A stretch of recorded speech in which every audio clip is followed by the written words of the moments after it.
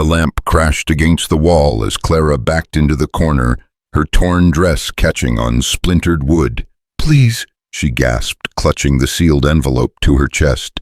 "I know what this looks like, a stranger, a woman alone, but if you make me leave tonight, they'll kill me." Eli Carr stood frozen in his own doorway, this weathered rancher who'd never had a woman in his home, watching her tremble like a cornered animal. 50 years he'd lived alone on this drought-stricken land, and now here she was, beautiful, desperate, and carrying secrets that would either save his valley or destroy them both. Friends, I'm about to tell you a story that changed everything in Willow Draw, about loneliness, courage, and the kind of love that comes when you least expect it. Stay with me until the end, and let me know in the comments what city you're watching from so I can see how far this tale has traveled. The dust hadn't settled in 3 months. Eli Carr stood at his porch rail, watching another sunset paint the drought-cracked earth the color of dried blood. His calloused hands gripped the weathered wood as he counted his remaining cattle, 17 head, down from 60 just last spring. The wind carried nothing but heat and the bitter taste of alkali dust. "Lord," he muttered, though he wasn't much for praying, "if you're planning on sending rain, now would be a kindness." Thunder rumbled in the distance, but Eli knew better than to hope. Heat lightning had been playing its cruel game for weeks now, all flash and promise no relief. He turned to head inside when something caught his eye. Down by Widow's Arroyo, where the old stage road cut through dust was rising. But it wasn't moving right, wasn't the steady cloud of a wagon or the quick spiral of riders. It was still, settling. His gut clenched. In 30 years of ranching, he'd learned to read trouble in the land's language.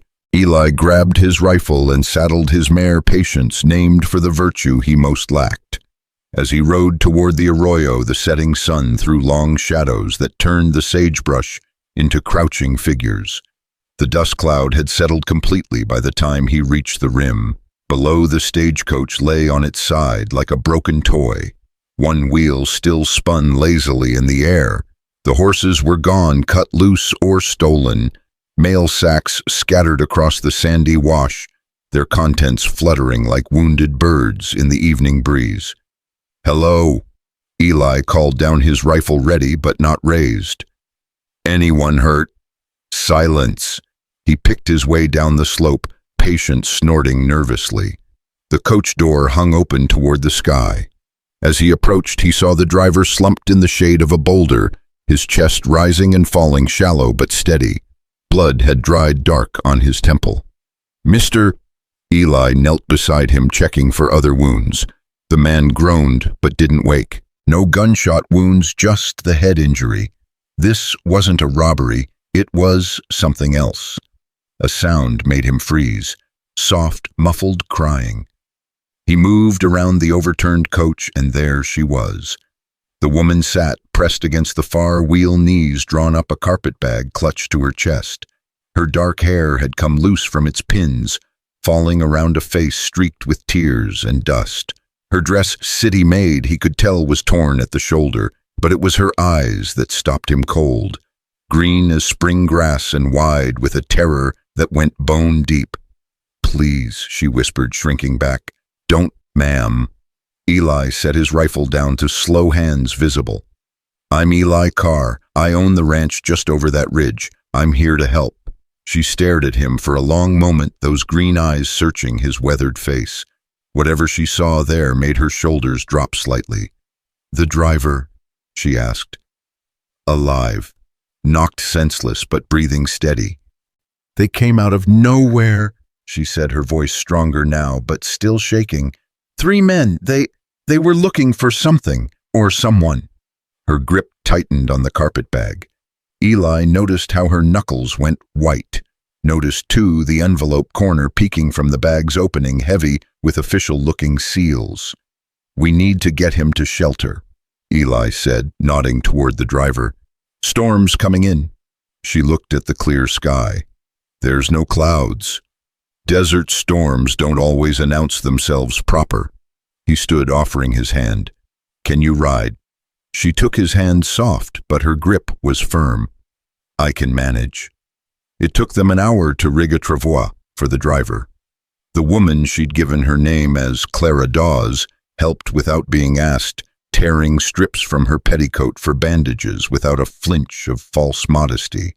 City-bred maybe, but practical. Eli found himself stealing glances as they worked. The way she moved spoke of education refinement, but also something else. Desperation, maybe, or determination. The driver woke briefly as they lifted him onto the travois. "Miss Clara," he mumbled, "they find it." "Hush now, Mr. Brennan," she said quickly, but Eli caught the flash of panic in her eyes. "Save your strength." The ride back was slow, careful. Clara rode behind Eli on patience, her carpetbag wedged between them. He could feel her tension the way she kept turning to look back. "Those men," he said quietly, "they likely to come looking. I don't know." Her voice was barely above a whisper. "Maybe." Eli's ranch house squatted low against the land, built to weather storms, both natural and man-made. Adobe walls 3 feet thick, small windows set high, a well house built like a fort. It wasn't much to look at, but it had stood for 30 years. "It's not fancy," he said as they approached. "It's perfect," Clara breathed, and he heard genuine relief in her voice. "It looks safe." They settled the driver Brennan in the lean-to off the kitchen, where Eli usually stored winter supplies.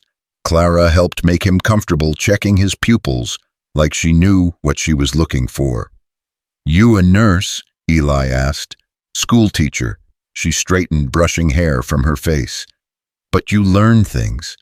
The sun had set completely now, and the heat lightning began its nightly show, silent flashes that lit the landscape in snapshot moments. Clara flinched at each flash. "It won't rain," Eli said. "Just light and empty promises." "Empty promises." She gave a bitter laugh. "I've had enough of those." He lit the oil lamps, throwing warm light against the adobe walls. His house had never felt so small, so bare. One main room with his bed in the corner, the kitchen area a table he'd built himself. A single chair. Clara stood in the middle of it all, still clutching that carpetbag, looking lost. "You can have the bed," Eli said quickly. "I'll take the floor by the door." "I couldn't." "Ma'am, Miss Dawes, you've had a shock. You need proper rest."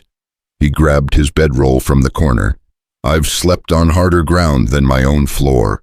She looked at him, then really looked at him. Eli felt exposed under that green gaze, aware suddenly of his rough clothes, his sun-weathered face, the gray threading through his dark hair. 50 years old, and he'd never learned the easy talk other men had with women. "Why?" she asked suddenly. "Why what? Why help us? You don't know me. For all you know, I could be trouble." Eli considered his words carefully. "Maybe you are trouble, but I was raised to believe you help folks when they need it. Besides," he allowed himself a small smile, "trouble's about the only thing that grows in this drought." That startled a laugh from her, quick and genuine.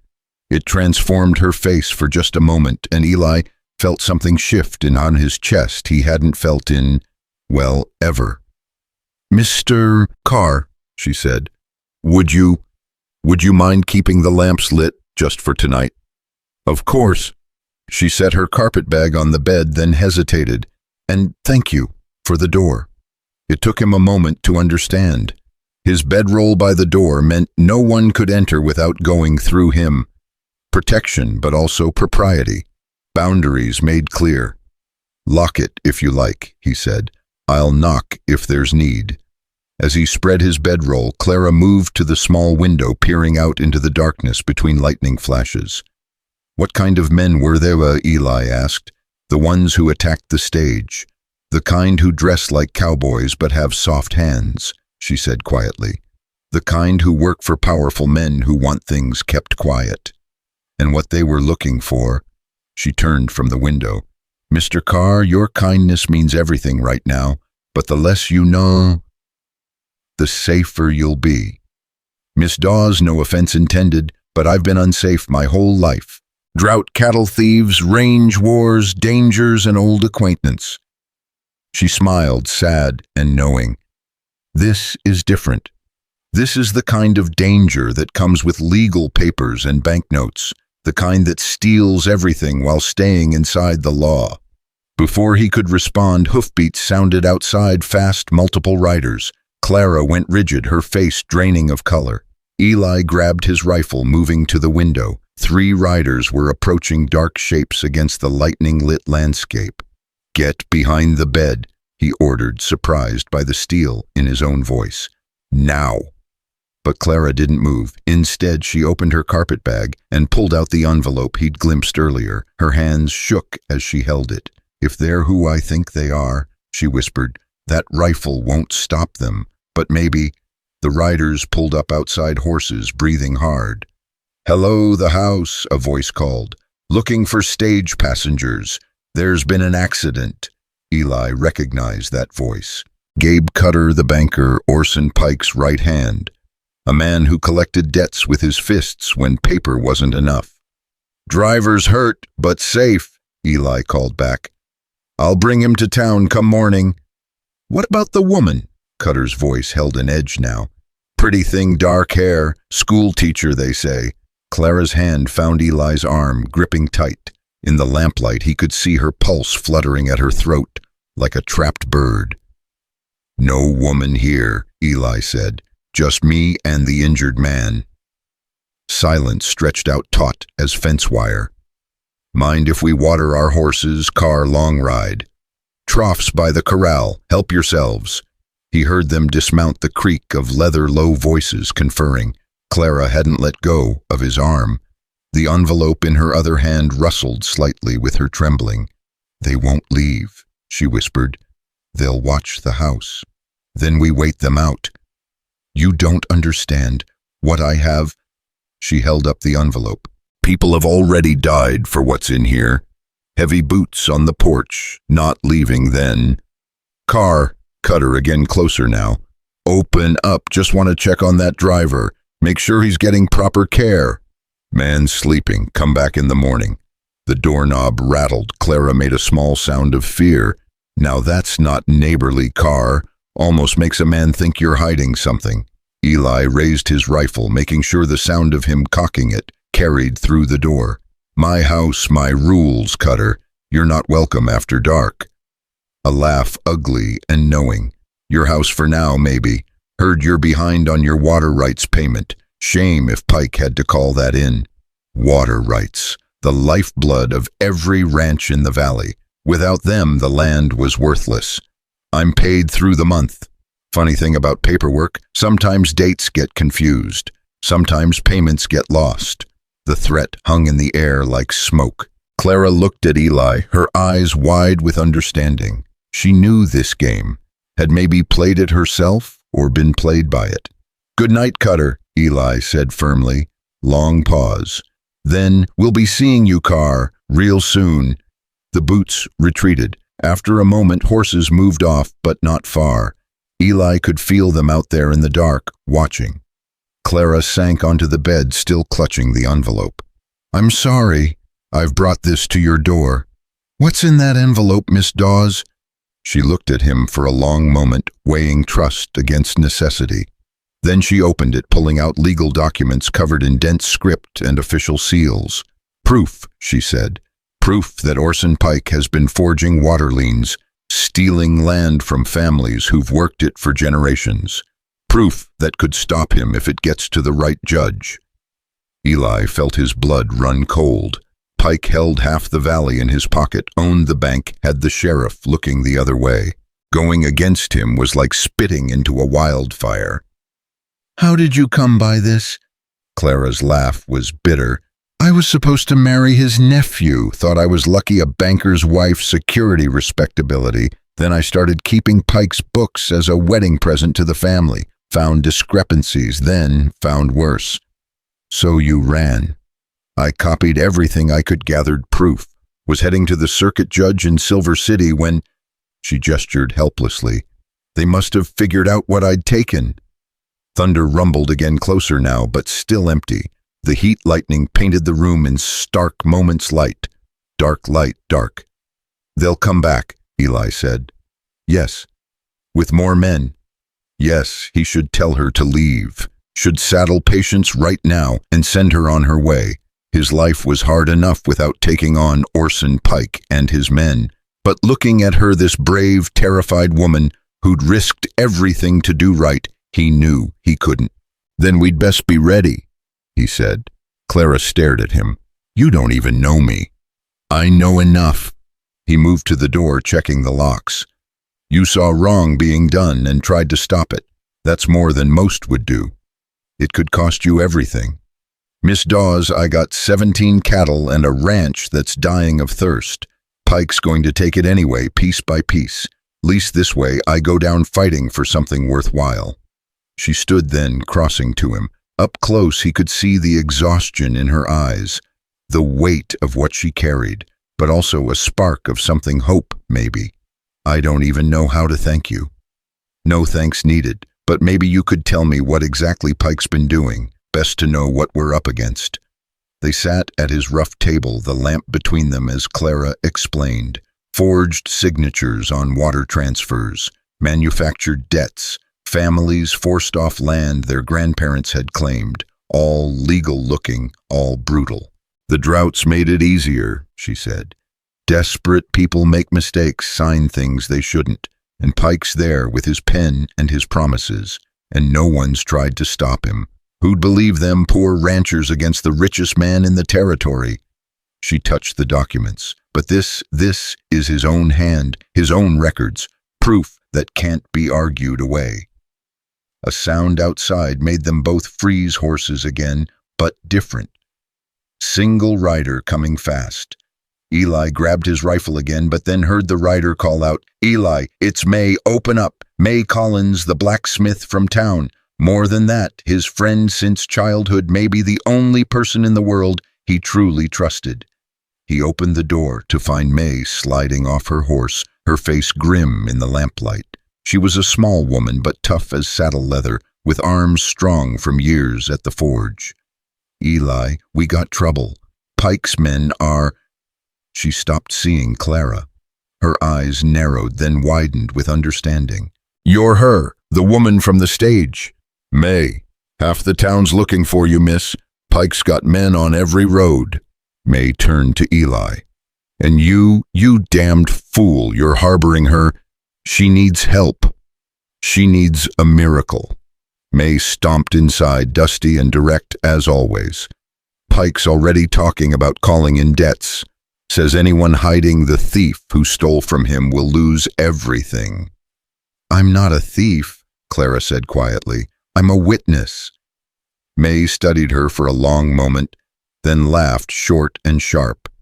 Well, that's even worse, isn't it? Thieves just take money. Witnesses can take down empires. Will you turn us in? Clara asked. Turn you in. Mae snorted. Hell no. Pike foreclosed on my cousin last month. Claimed he hadn't paid his water tax, but Tom had the receipts. Didn't matter, Pike's judge said the receipts were forged. She looked at the documents on the table.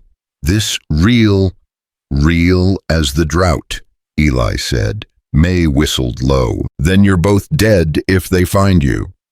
She paused, thinking. Unless what? Unless we get those papers to Judge Harriman in Silver City. He's the only one Pike can't buy. That's where I was heading, Clara said. But it's 2 days' ride and they'll be watching the roads. Then we go around. Mae spread her hands on the table, planning. Through the Badlands. It's rough, but I know trails Pike's soft-handed men won't follow. We? Eli asked. You think I'm letting you have all the fun?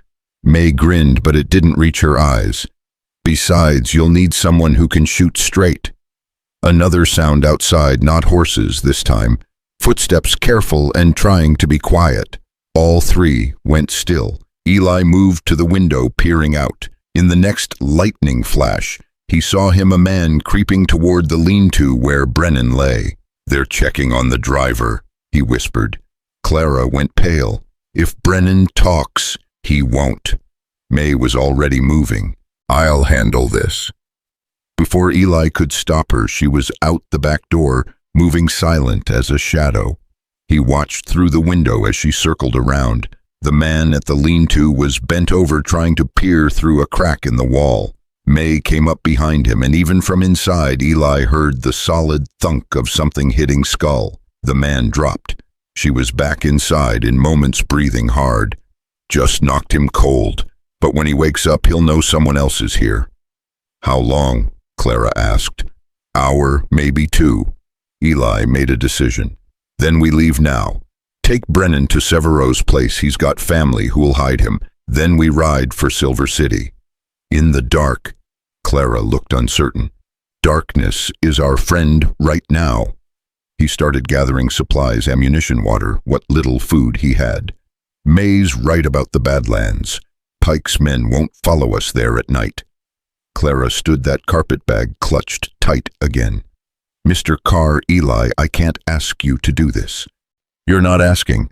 I'm offering." He paused, looking at her straight. "This valley's dying, Miss Dawes. If Pike's not stopped, there won't be anything left but dust and broken dreams. Your papers might be the only hope we've got." She held his gaze for a moment, then nodded. "Then we'd better hurry." They worked quickly, efficiently. Mae saddled the horses while Eli rigged another travois for Brennan. Clara changed into clothes. Mae had brought men's pants and shirt, more practical for hard riding. "You make a convincing ranch hand," Mae said, appraising her. "Might fool someone at a distance." As they lifted Brennan onto the travois, he stirred, eyes focusing with effort. "Miss Clara." His voice was weak but clear. "The paper's safe," she assured him. "Good." He gripped her hand.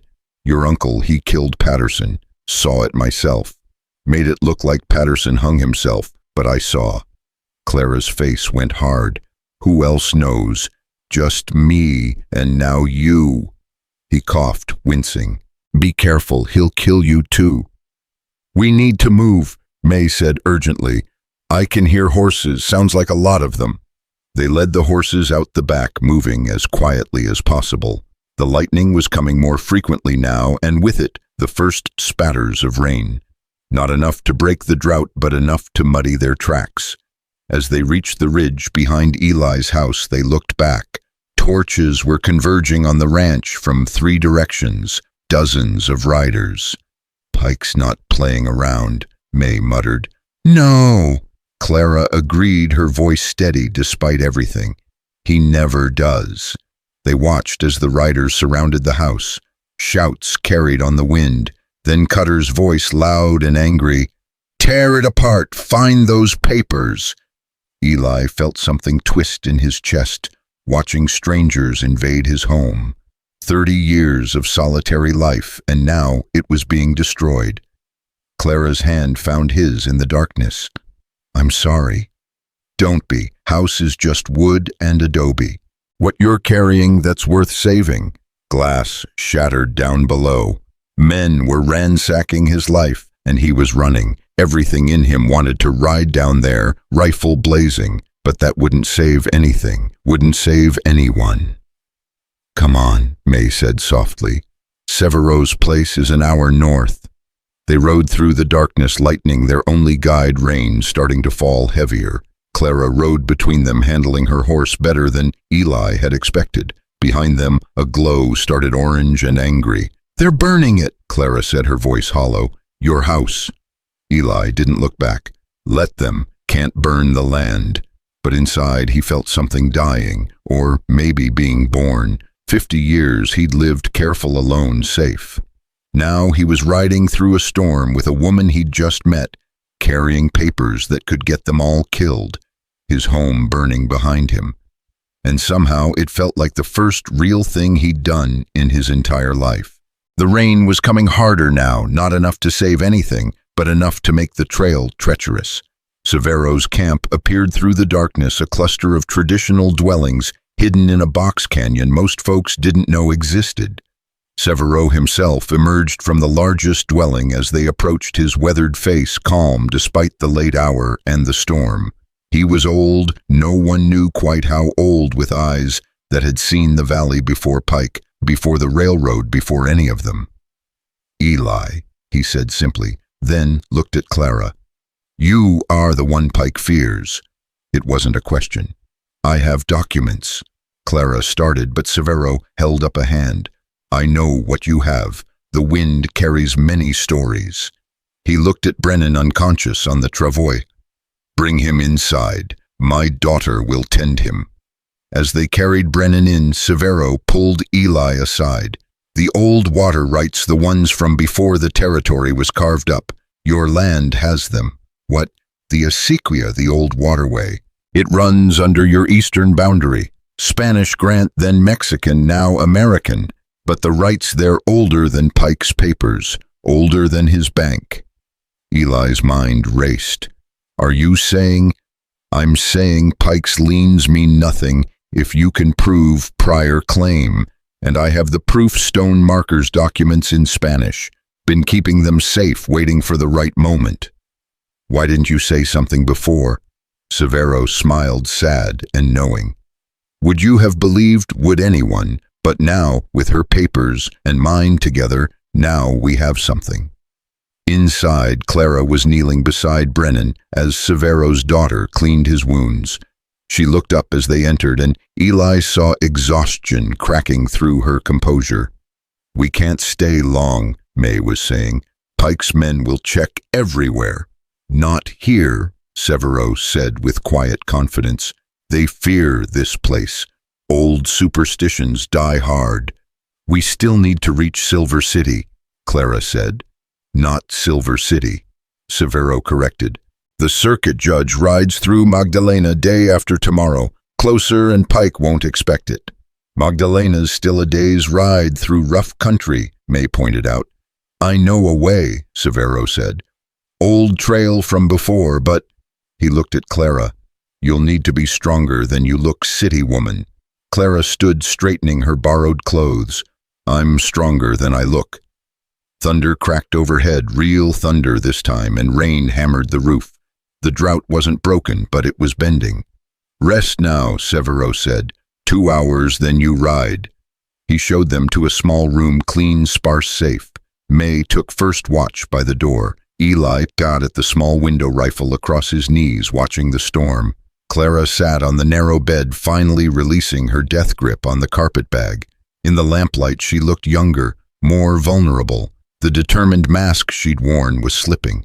"My name isn't really Dawes," she said suddenly. Eli didn't turn from the window.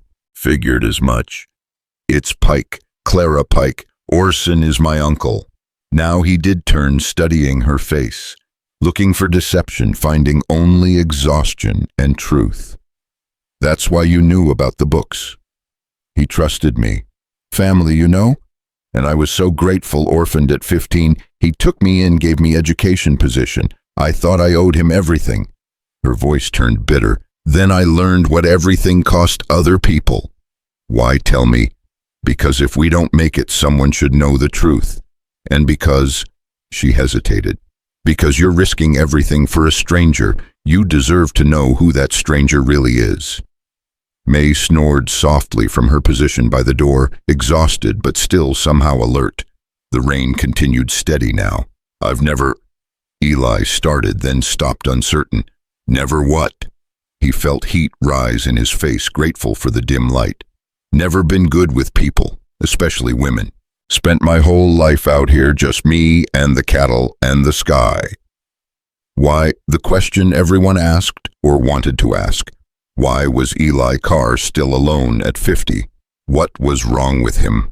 Scared, I guess. He admitted the words coming hard. Saw what caring too much could do to a person. My parents, they loved each other fierce, but when my mother died, my father just faded. Decided it was safer not to risk it. Clara was quiet for a moment. Then, "I was engaged once, before Pike's nephew, a good man, a teacher like me. He died of fever 2 weeks before our wedding."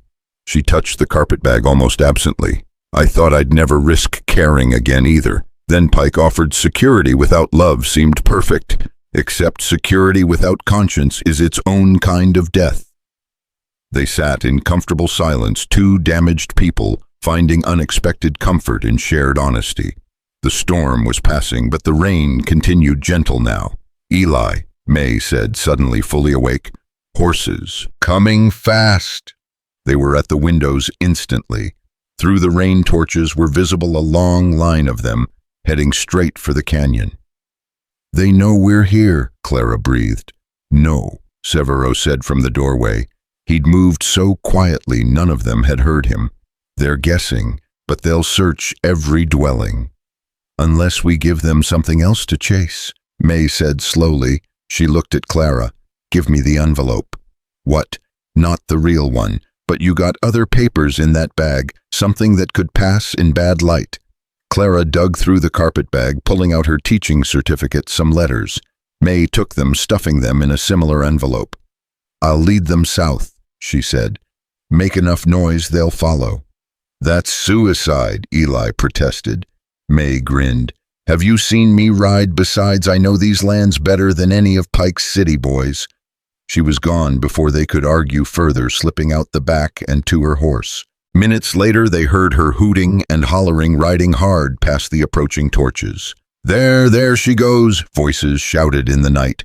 The line of torches wavered, then swung south, following Mae's deliberate trail. "She bought us time," Severo said. "Use it." He led them out through a hidden exit where fresh horses waited. "The old trail," he said, pointing to what looked like sheer rock face. "Follow the white stones. They'll guide you." "What about you?" Clara asked. "Pike needs me alive. I'm the only one who knows where all the old markers are." He smiled, sly and ancient. "Besides, I have my own papers to file." As they mounted up, he caught Eli's stirrup. "The woman," he said quietly. "She's worth the risk." "I know." "Do you? 50 years is a long time to be alone, my friend. Don't let fear rob you of whatever time you have left." Then they were riding, following barely visible white stones through the rain, climbing into the Badlands as the eastern sky began to lighten. Behind them, shouts echoed through the canyon. Pike's men had discovered Mae's deception. The trail was treacherous, narrow, switching back on itself. One wrong step would send them tumbling into the ravines below. But Clara rode steady, trusting her horse, trusting the path, trusting Eli's lead. As dawn broke pale and gray through the rain clouds, they crested a ridge and looked back. The valley spread below them, Eli's ranch, a black smudge where his house had stood, but also visible were other smoke plumes, other farms burning. "He's punishing everyone," Clara said, her voice thick with guilt. "Because of me." "No," Eli said firmly. "Because of him. This was always coming. You just gave us a chance to fight back." A shot cracked through the morning air, then another, not at them too far away, but somewhere below. A gunfight was starting. "Mae," Clara whispered. They couldn't go back, could only go forward, carrying the papers that might save what was left of the valley. The rain had stopped, but the clouds remained, turning the sunrise into a gray, uncertain thing. "How far to Magdalena?" Clara asked. "If we push hard, we'll make it by nightfall." "And if Pike's men are waiting?" Eli checked his rifle, checked his revolver. "Then we push through." She looked at him, this weathered, quiet man who'd lived alone for 50 years and was now risking everything for her, for papers, for a chance at justice. "Why?" she asked again. "Really, why?" He met her eyes, steady and sure. "Because for 50 years I've been surviving. Maybe it's time I tried living." The trail ahead wound through the Badlands, dangerous and uncertain. Pike's men were somewhere behind them, maybe ahead of them, and of them too. Mae was fighting, maybe dying. The whole valley was burning. But as they rode toward Magdalena, toward the judge, toward whatever came next, Eli felt something he hadn't felt in 50 years, maybe ever. Hope. And beside him, carrying the weight of truth in her carpetbag, Clara Pike, schoolteacher, whistleblower, unlikely savior, rode toward a reckoning that would either destroy them all or set them free. The sun climbed higher, burning off the clouds, and the desert began to steam. Somewhere behind them a gunshot echoed. Somewhere ahead, justice waited.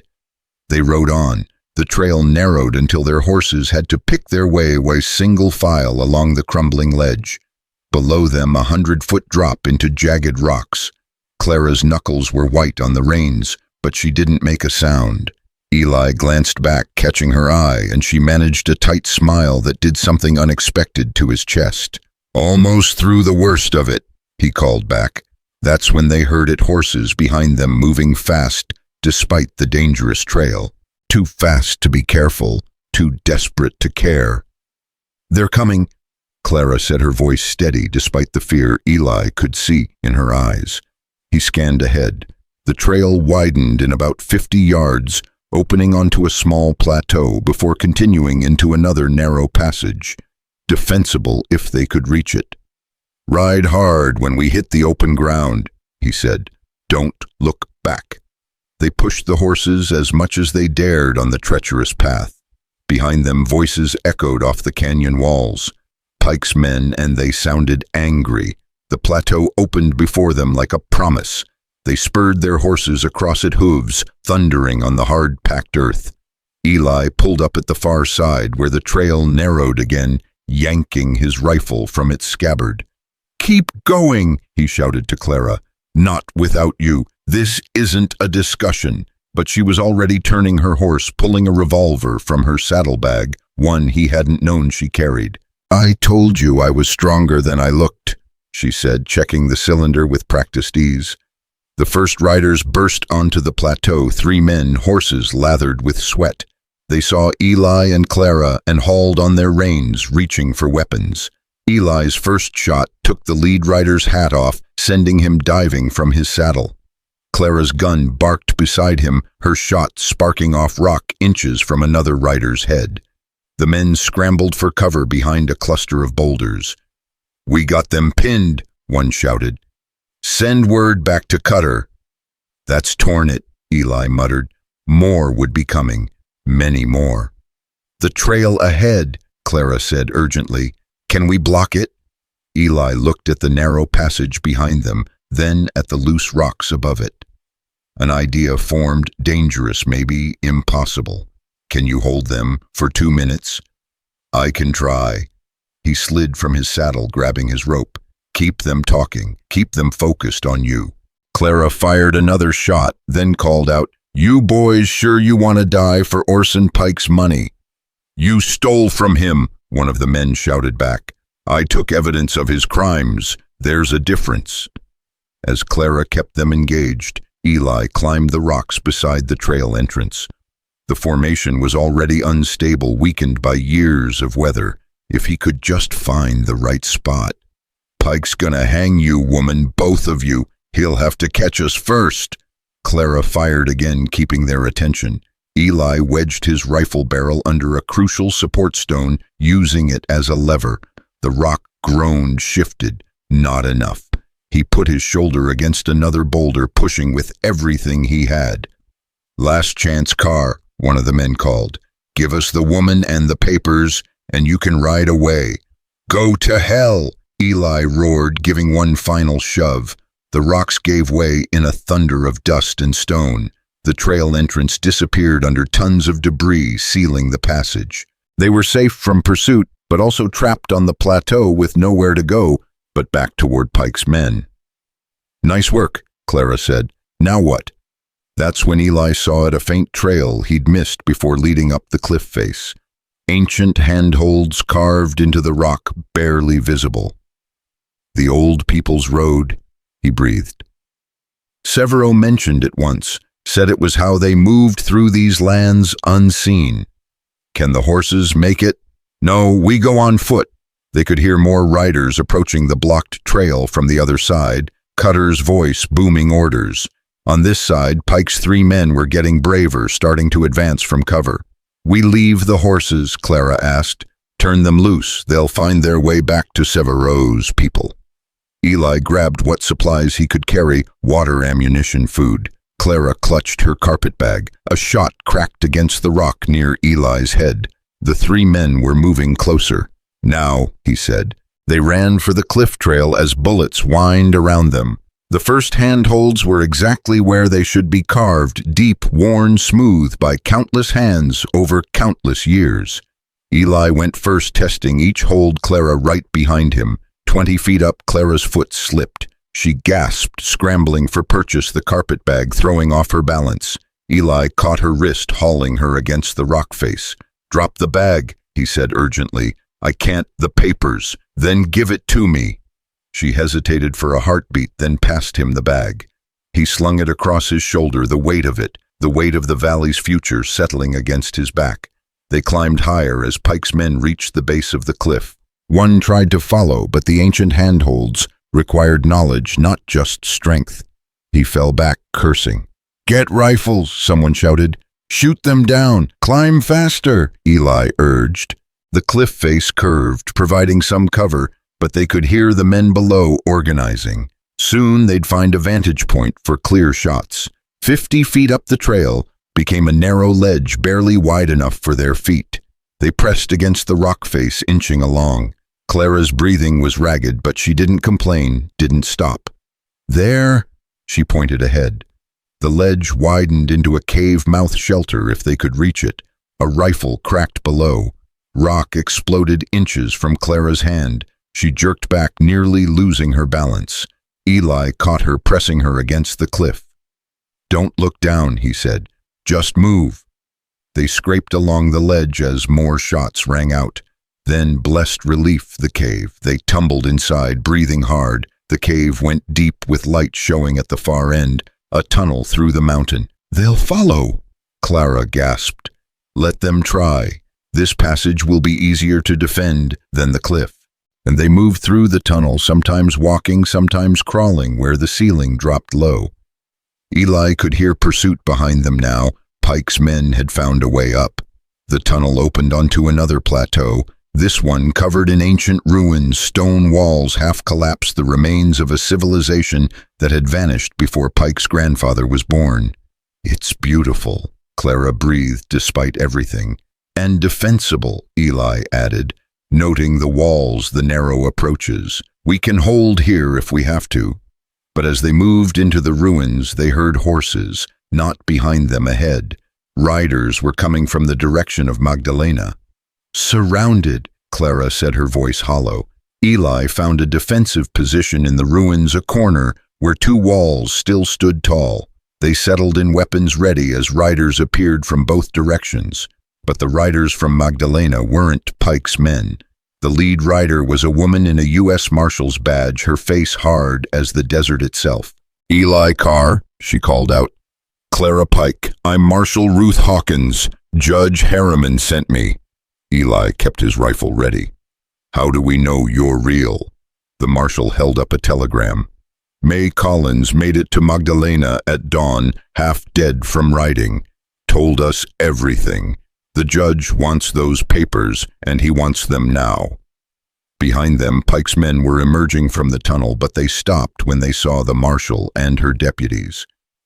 "Federal business boys," Marshal Hawkins announced. "Interfere and I'll arrest you for obstruction." Cutter's voice boomed from the tunnel entrance. "That woman's a thief.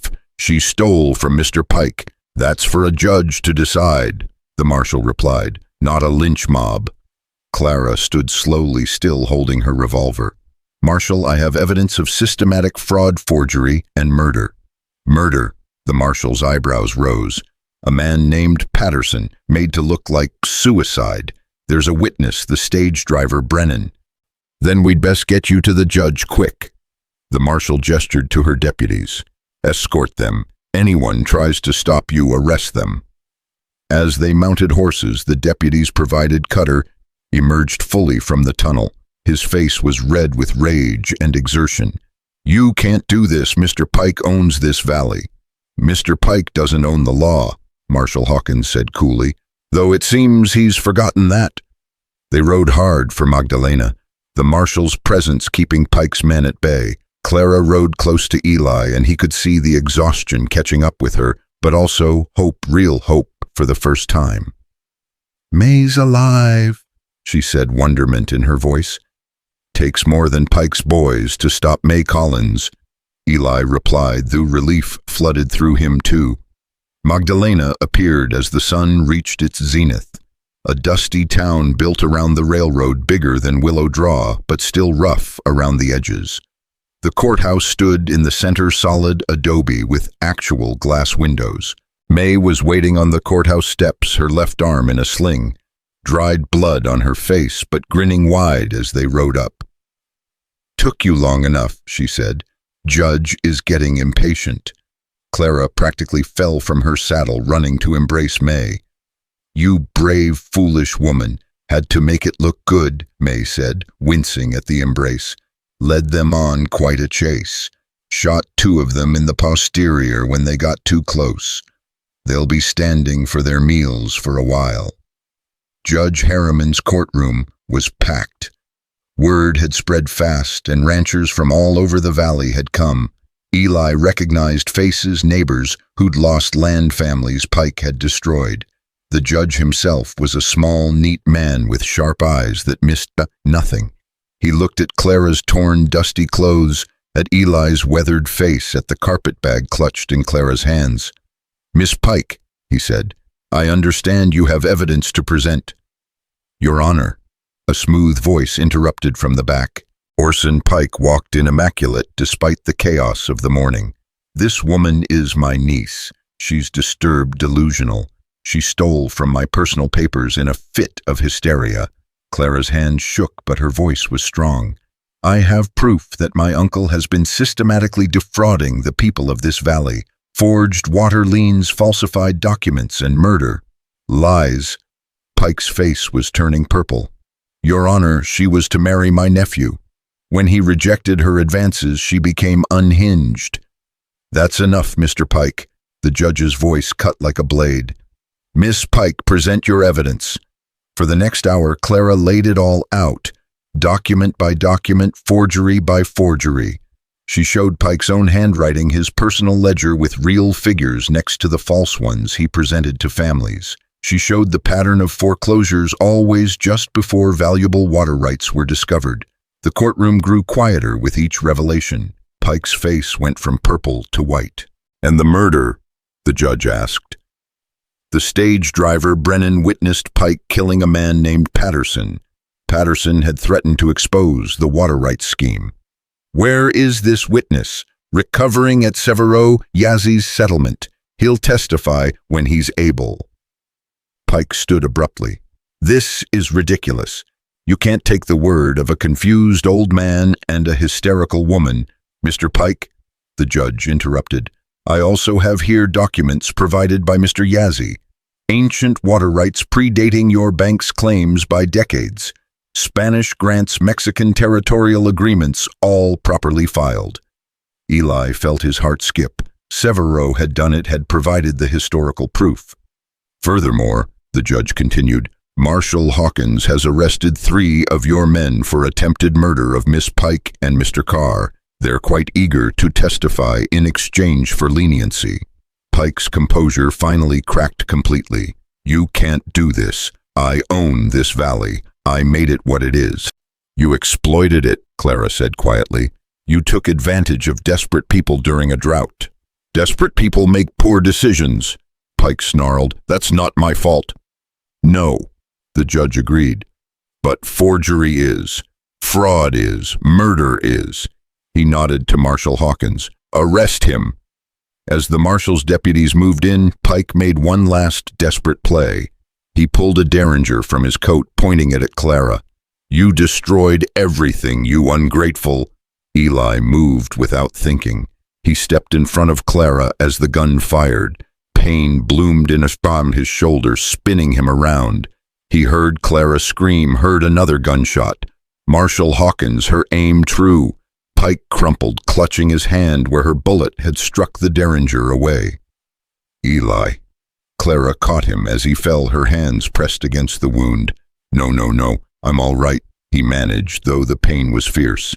Just a shoulder." Mae was there with cloth for bandages. The marshal was calling for a doctor, and through it all Clara held him, tears streaming down her face.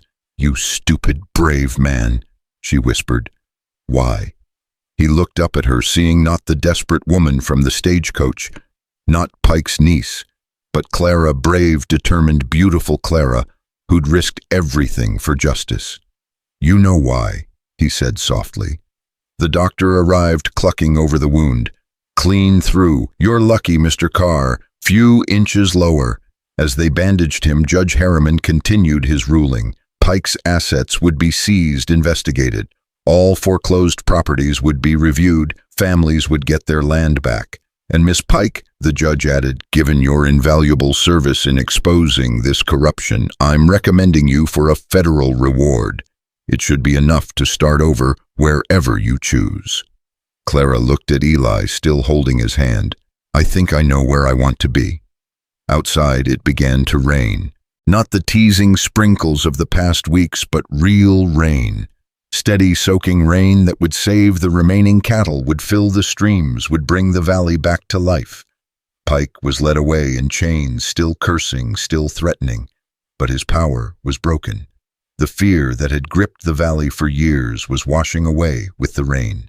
That evening in the boarding house where they'd taken rooms, Eli found Clara on the porch, watching the rain. His arm was in a sling, but he was mobile, restless. "Shouldn't you be resting?" she asked as he sat beside her. "Spent 50 years resting. Think I'm done with that." She smiled, that same smile that had undone him on the narrow trail. "Mae says your ranch house is gone, burned to the ground." "It was just a house. Where will you live?" He was quiet for a moment, gathering courage he didn't know he had. "Thought maybe I'd build a new one, bigger, room for more than just one person." Clara turned to look at him fully. "Eli Carr, are you asking me something?" "I'm 50 years old," he said. "Never married, never even courted anyone proper. Don't know the pretty words or the right ways. But I know that when Pike pointed that gun at you, I didn't even have to think. I knew I'd rather take that bullet than see you hurt.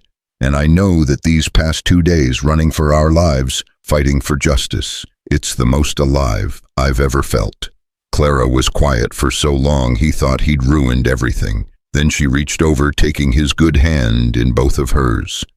"I'm damaged goods, Eli. Pike's niece, a whistleblower, a woman with a past and a reputation that's probably ruined. You're the bravest person I've ever met. The rest doesn't matter.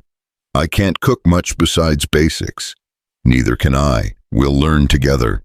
I want to keep teaching. The valley's children need education. Build the schoolhouse next to the main house. Easy walk."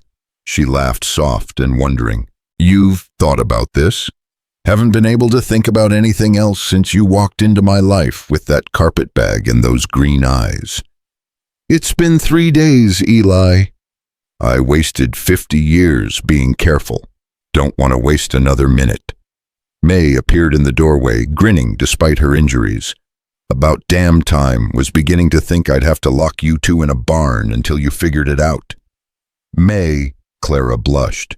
"What the whole town's taking bets on when he'd finally speak up. Severo's gonna be happy he had before the week's out in the pool." The rain continued steady and sure. In the street, people were dancing, celebrating the rain and Pike's defeat both. Music drifted from the saloon, mixing with the sound of water running off roofs, filling barrels, bringing life.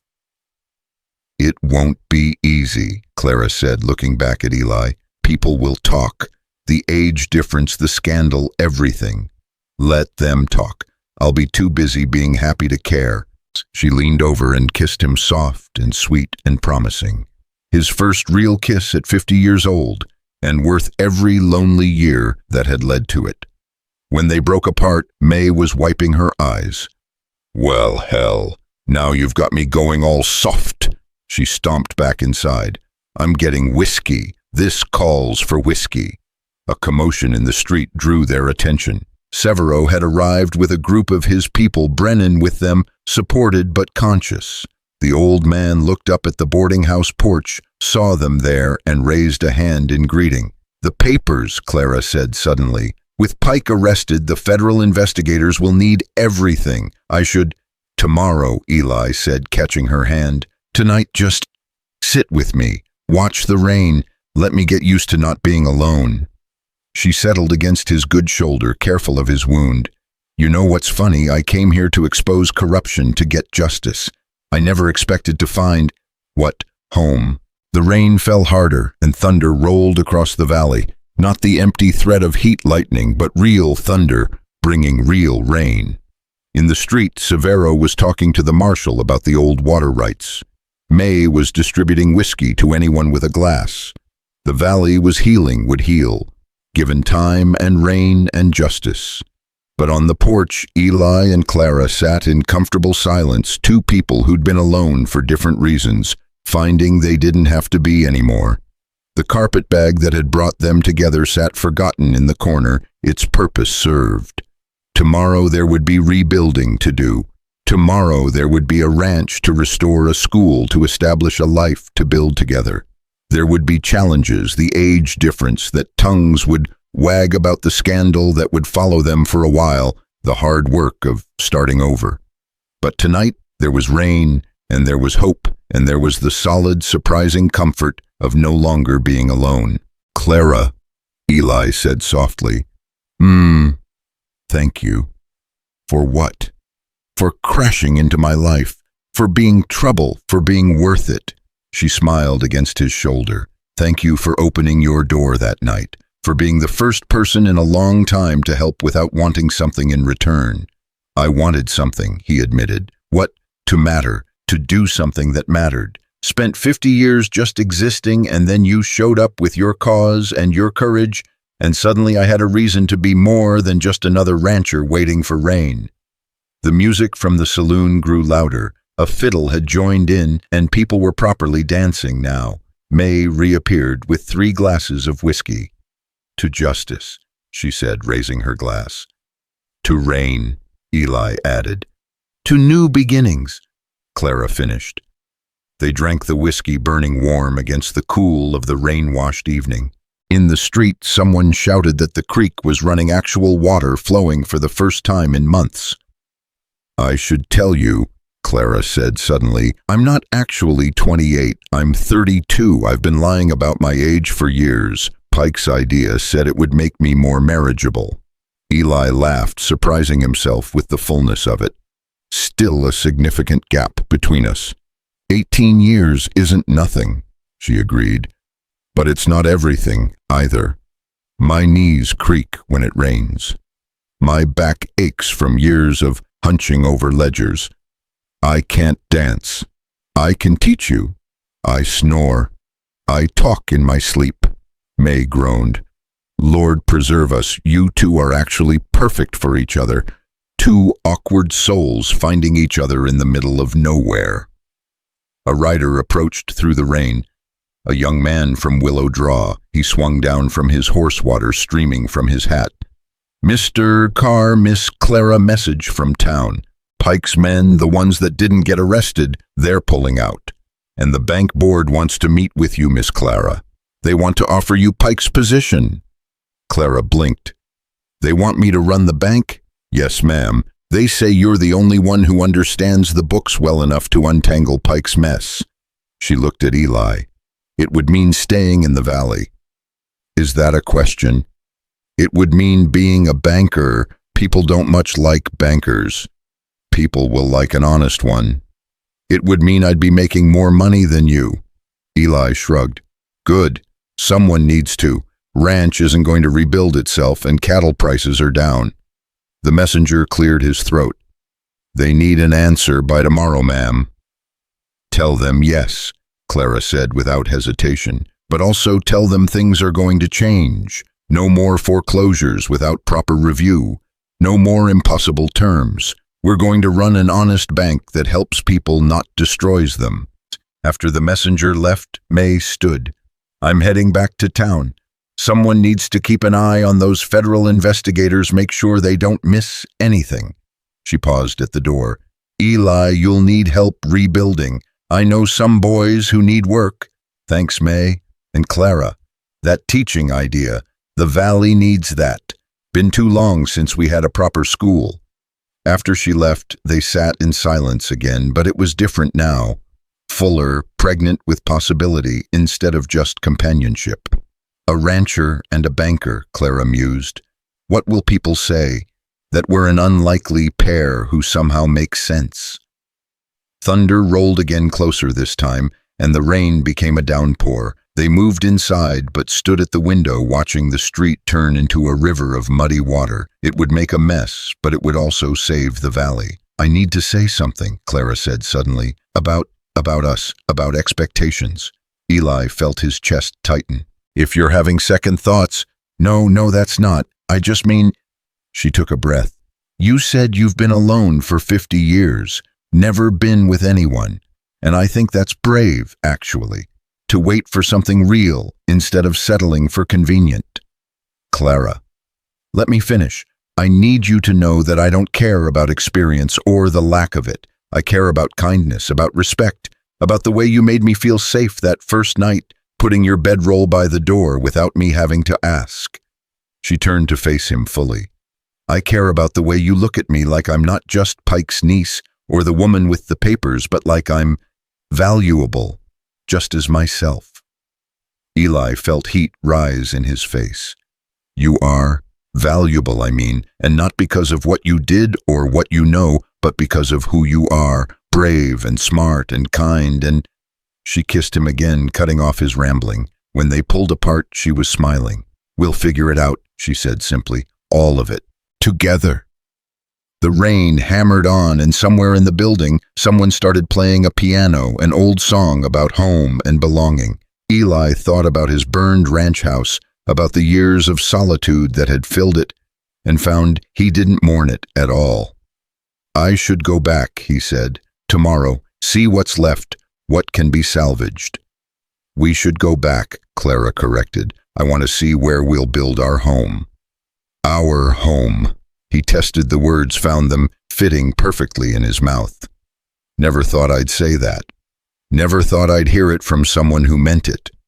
They stood at the window until the rain finally began to ease, watching the town transform in the water and the celebration.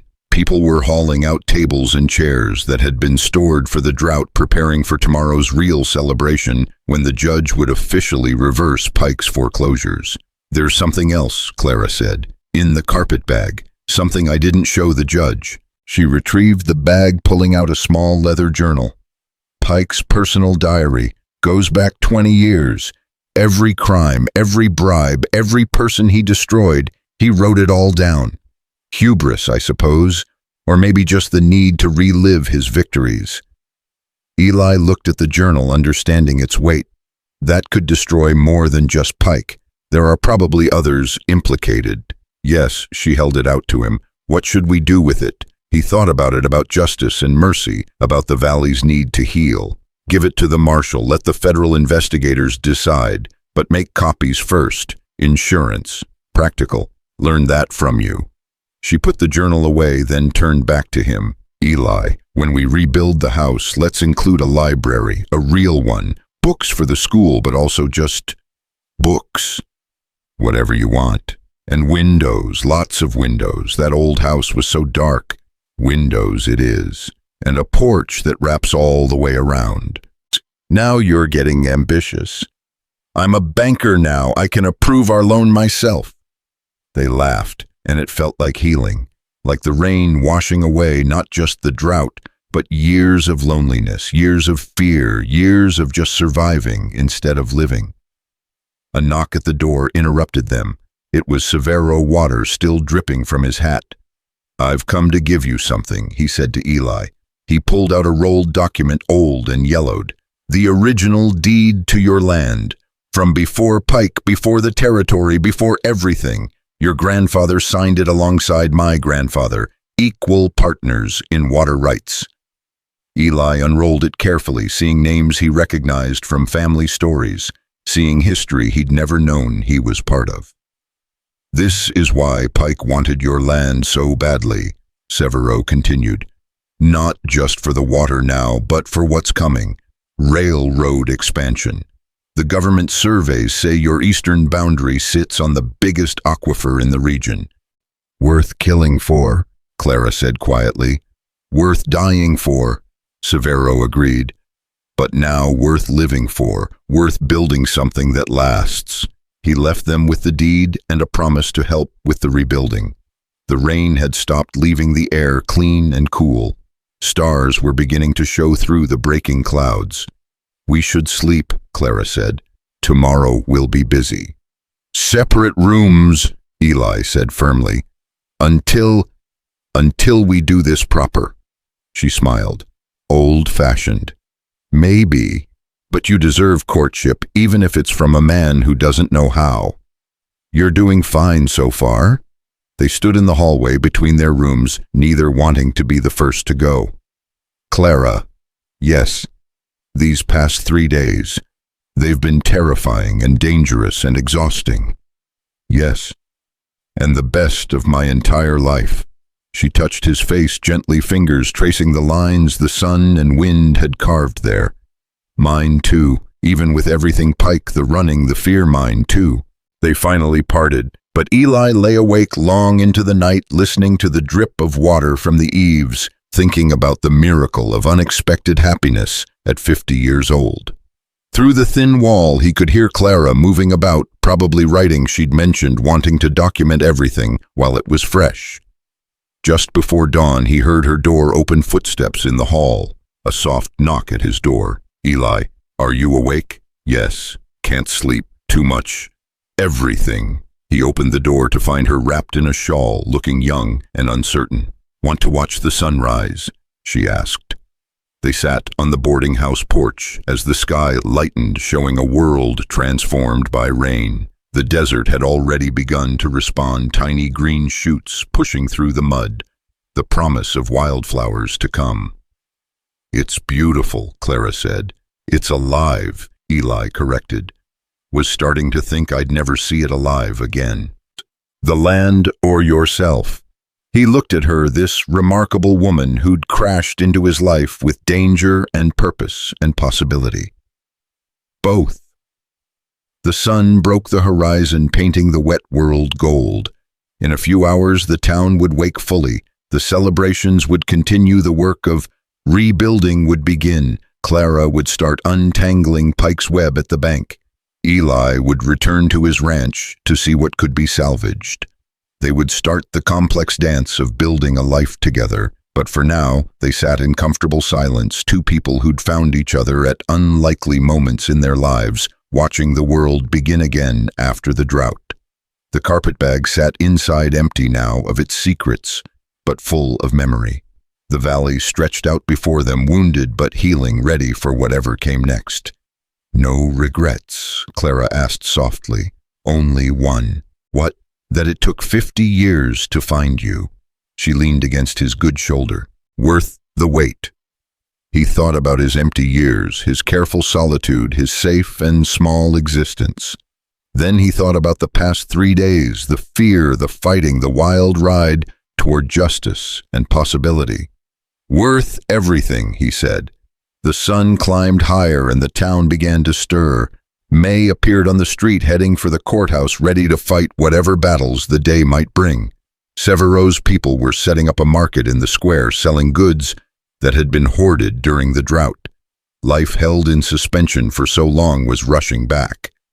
"Ready?" Clara asked. "For what?" "Everything. The gossip, the work, the judgment, the future."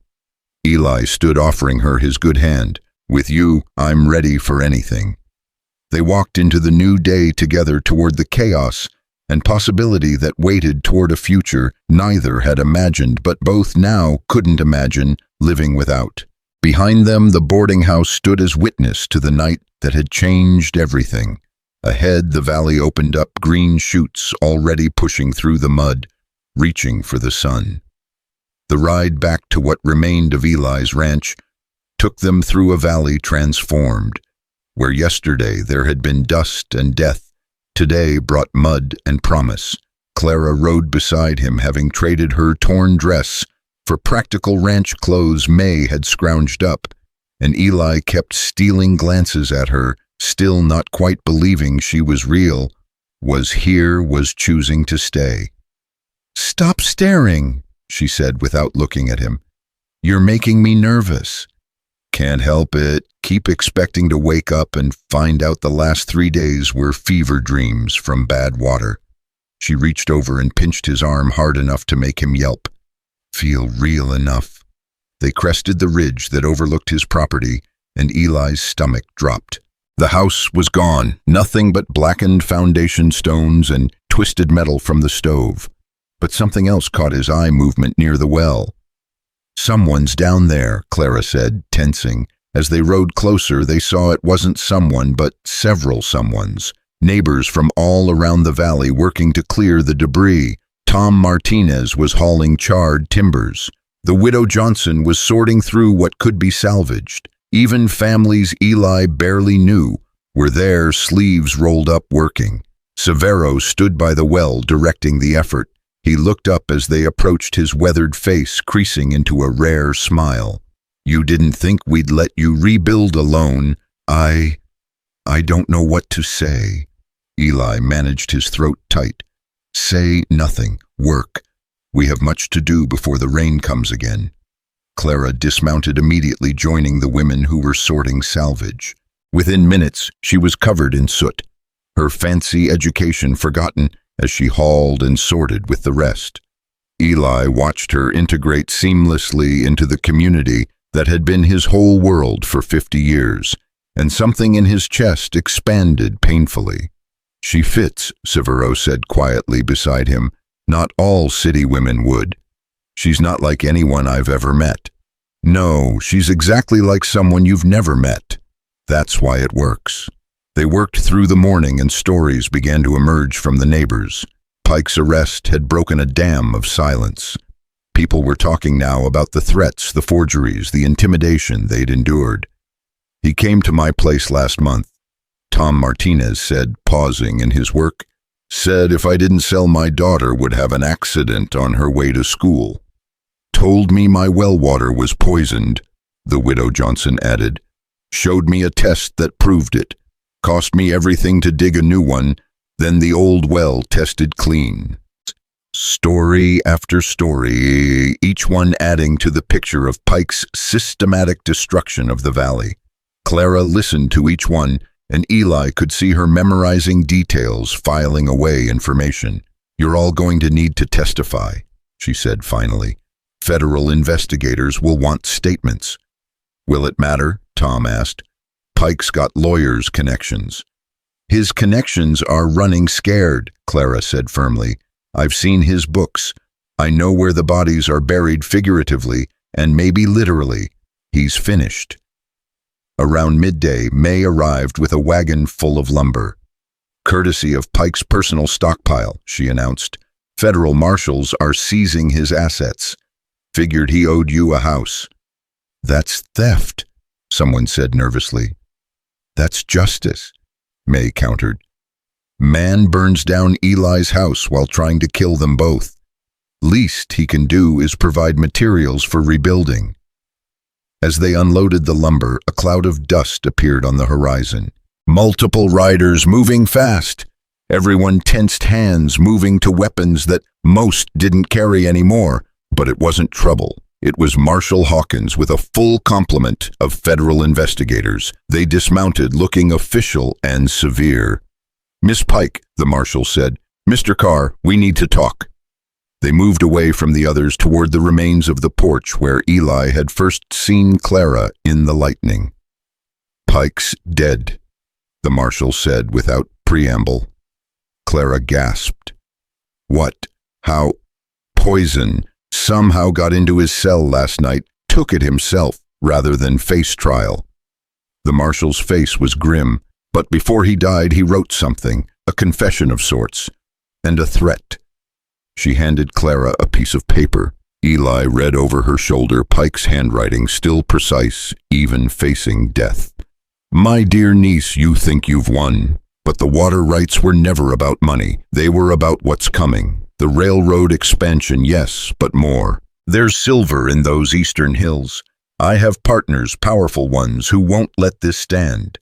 You've killed me, but you've also marked yourself. They'll come for you, both of you. What I built was bigger than one man, and it will survive me. Your victory is temporary. Your happiness will be brief. I promise you that." Clara's hands shook. "He's trying to scare us even from beyond." "Is it working?" the marshal asked.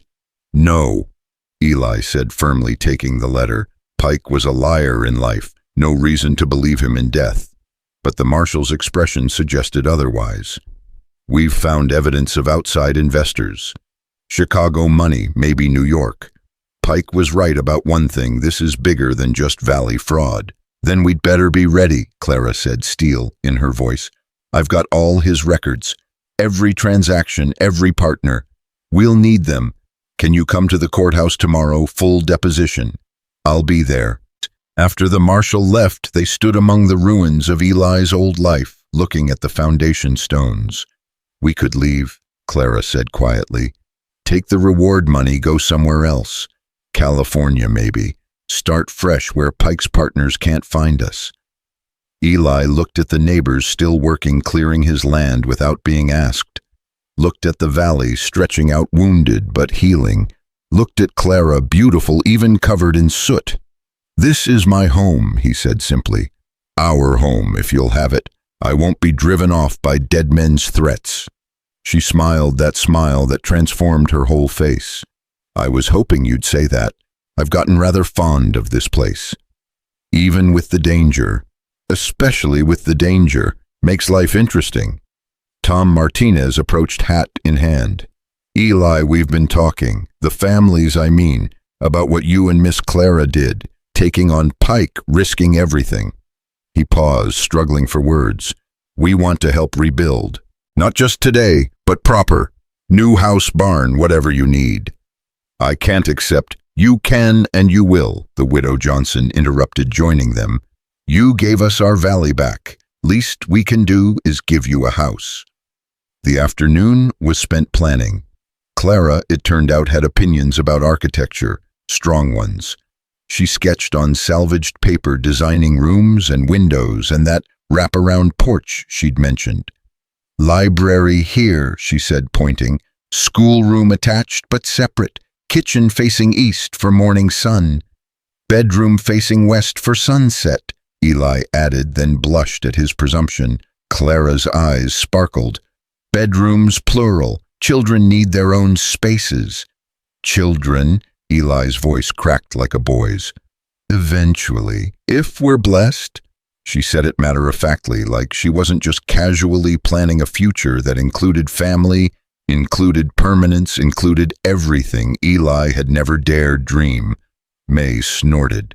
Better build sturdy. Clara strikes me as the type to have a whole schoolhouse worth of kids. Mae Collins, Clara protested, but she was laughing. As the sun began to sink, the workers started departing, promising to return tomorrow. Severo was the last to leave, but before he did, he pulled Eli aside. The stones, he said quietly, the old boundary markers. Pike destroyed many, but not all. I can show you where they are. Your land is bigger than you know. How much bigger? Your grandfather claimed from the river to the hills. Pike's been stealing pieces for years, moving fences in the night. Your eastern boundary, it includes the mineral rights Pike mentioned. Eli felt a chill despite the warm evening. The silver, if it exists. But that's tomorrow's problem. Tonight, you have another issue. What? Severo nodded toward Clara, who was saying goodbye to the last of the neighbors. Where will you sleep? Can't be improper. Whole valley's watching now. Eli hadn't thought about it. The boarding house was a day's ride. Town was hours away. My place is closest, Mae offered, overhearing. Clara can stay with me. Eli can have my workshop. Sleep in the smithy, Eli asked. You got a better offer, unless you want to bed down in your burned-out house and have the whole valley talking about you two spending the night alone in the ruins. Romantic, sure, but your reputation. We'll take your offer, Clara said quickly, and thank you. They rode to Mae's place as darkness fell, the first stars appearing in the rain-washed sky. Mae's house was small but sturdy, attached to her blacksmith shop. She showed Clara to the single bedroom, then pointed Eli to a cot in the workshop. No sneaking around, she warned, but her eyes were twinkling. I sleep light, and I've got good ears. Later, Eli lay on the uncomfortable cot, surrounded by the smell of coal and metal, listening to the murmur of women's voices from the house. He could hear Clara laughing at something Mae said. and the sound did things to his heart he didn't have words for. A soft knock at the workshop door made him sit up. Clara slipped in, wrapped in a borrowed robe. "Can't sleep," she said. "Too much thinking. About Pike's letter, about everything." She sat on a crate near his cot, moonlight through the window catching her face. "3 days ago, I was running for my life. Now I'm planning houses and talking about children with a man I barely know. Having second thoughts. No, that's what's strange. This should feel rushed, reckless, but it doesn't. It feels like I've been traveling a long road and finally found where I was meant to be. Clara, let me ask you something and be honest. Is this real for you, or is it just gratitude? Loneliness finally having an answer?" Eli sat up, fully facing her in the darkness. "I thought about that, wondered if I was just desperate for connection after all these years. But then I realized something. I've been lonely my whole life, and in 50 years, no one else ever made me want to change that. Not until you fell into my life with your courage and your trouble." "I'm afraid," she admitted quietly, "not of Pike's partners or the danger. I'm afraid of happiness, of believing in it and having it taken away." "Then we'll be afraid together, but we'll build anyway." She reached for his hand in the darkness, and they sat like that for a long moment, two damaged people finding strength in shared fear. "I should go," she finally said. "Mae really does have good ears." "Clara," he called as she reached the door, "that first night when you asked to keep the lamp lit, are you still afraid of the dark?" She paused. "No, not anymore.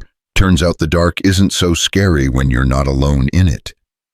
After she left, Eli lay back down, but didn't sleep. His shoulder ached where Pike's bullet had grazed it.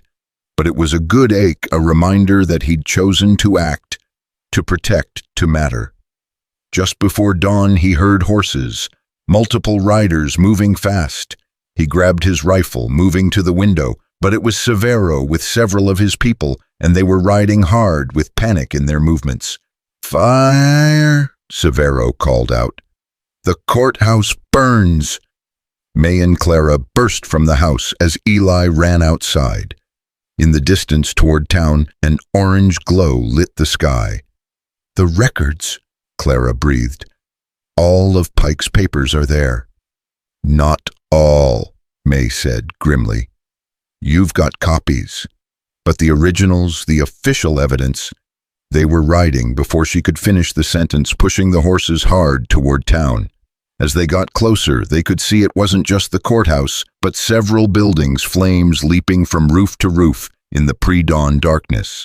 The town was chaos when they arrived. Bucket brigades had formed, but the fire was spreading faster than they could fight it. The courthouse was fully engulfed, the jail beside it starting to catch. "The prisoners," someone shouted. 3 of Pike's men were still locked up, awaiting transfer. Without thinking, Eli plunged toward the jail. The smoke was thick, choking. He could hear men screaming inside. The door was locked, the sheriff nowhere in sight. "Stand back!"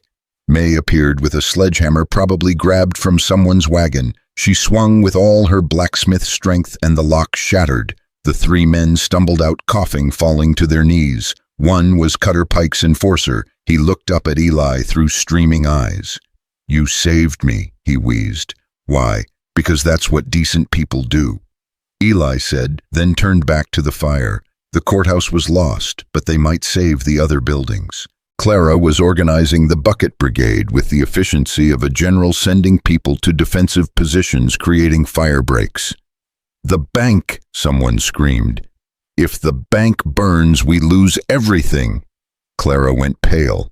The bank held not just money, but deeds, proof of ownership for half the valley. If those burned, Pike would win. Even in death, chaos would reign, and his partners could sweep in and claim whatever they wanted. "We need to get inside," Clara said. "Get the documents out."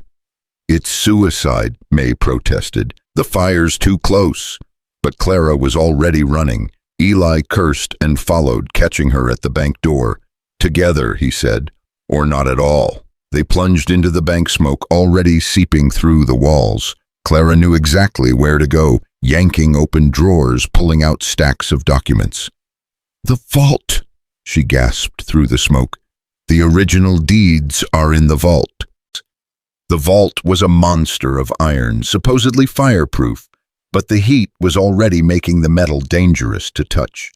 Clara knew the combination. Pike had trusted her that much, and they hauled the door open. Inside were the documents that proved ownership for dozens of families. They grabbed what they could, armloads of papers, but the smoke was getting thicker, the heat unbearable. "We have to go," Eli shouted. "One more load," Clara insisted, diving back into the vault. A beam crashed down behind them, showering sparks. Their exit was blocked. "The window," Eli said, pointing to the side wall. He grabbed a chair, smashing the glass. They threw the documents out first. Then Clara climbed through Eli, boosting her up. He followed his shoulders, screaming in pain as he hauled himself over the sill. They tumbled onto the ground outside as the bank's roof collapsed inward, but the documents were safe, scattered on the ground, but intact. "You idiots!" Mae was there, helping them up. "You beautiful, brave idiots." As dawn broke fully, the fire was finally controlled, but the damage was extensive. The courthouse was gone, along with all the evidence against Pike's conspirators. The jail was gutted. Several other buildings were damaged or destroyed. Marshal Hawkins stood in the middle of the destruction, her face grim. This wasn't an accident. "Pike's partners," Clara said. "They're already moving. Without the original documents, prosecuting anyone else will be nearly impossible." Cutter approached them, still coughing from smoke. "I know who did this," he said quietly. Everyone turned to stare at him. Pike had a partner in Denver, Marcus Wells, railroad money mining interests. He was supposed to get the eastern parcels once Pike had consolidated control. "Why tell us?" the marshal asked suspiciously. Cutter looked at Eli. "You could have let me burn. Pike would have, but you didn't." He turned to the marshal. "I'll testify. Tell you everything I know in exchange for reduced charges." "Deal," the marshal said immediately. As the morning wore on, the full scope of the attack became clear. It wasn't just the fire. The telegraph lines had been cut. The railroad bridge had been damaged. The valley was isolated, cut off from outside help. "They're coming," Clara said with terrible certainty. "Wells and whoever else. They're coming to take what Pike couldn't." "Then we'd better be ready," Eli said. The town gathered in the ruins of the courthouse. Without the building, they met in the open air, the whole valley present. Clara stood before them, soot-stained but unbowed. "They think they've won," she said, her voice carrying across the crowd. "They think burning our buildings and cutting our communications will make us weak. They're wrong." She held up the saved documents. "We have the deeds, we have the truth, and we have each other." "What do we do?" someone called out. "We rebuild, we defend, we send a message that this valley belongs to the people who work it, not distant investors who see us as numbers on a ledger." Old Severo stepped forward. "The ancient laws still apply. Community water rights supersede individual claims. I propose we form a collective, pool our resources, our water rights. Make it impossible for outsiders to divide us." "That's socialist talk," someone protested. "That's survival talk," Mae countered. "Together we're strong. Divided, we're prey." The vote was unanimous. Within hours, they'd formed the Willow Draw Collective, with Clara as the temporary treasurer, her banking knowledge invaluable. As the sun reached its peak, a dust cloud appeared on the horizon, riders, many of them, and a fancy carriage in their midst. "They're here," Clara said quietly. Marcus Wells was exactly what Eli had expected. Soft hands, hard eyes, expensive clothes that looked absurd in the desert setting. He stepped from his carriage with the confidence of a man who'd never been told no. "I understand there's been some trouble here," he said smoothly. "I'm here to help." "We don't need your help," Clara said, stepping forward. Wells looked at her with contempt. "Miss Pike, Or should I say, Miss Traitor, you killed your own uncle. My uncle killed himself rather than face justice for his crimes. Crimes, he was a businessman. He saw opportunity and seized it. Wells pulled out a sheaf of papers. I have here legal documents, contracts signed by Orson Pike transferring certain assets and rights to my company upon his death. Contracts based on fraudulent claims, Clara countered down. The federal investigation. What investigation? Your evidence burned last night. Tragic accident, I heard. We know you set that fire, Eli said, stepping beside Clara. Wells smiled cold and amused. Prove it. That's when Cutter stepped forward. I can. Wells's face went white. Gabe, you're supposed to be dead in jail. Sorry to disappoint. Cutter turned to the marshal. Wells sent men last night. I recognized 2 of them, same ones who helped Pike forge documents. This man is a criminal, Wells sputtered. His word means nothing. Maybe not, Marshal Hawkins said, but it's enough to detain you for questioning. Wells's men moved for their weapons, but stopped.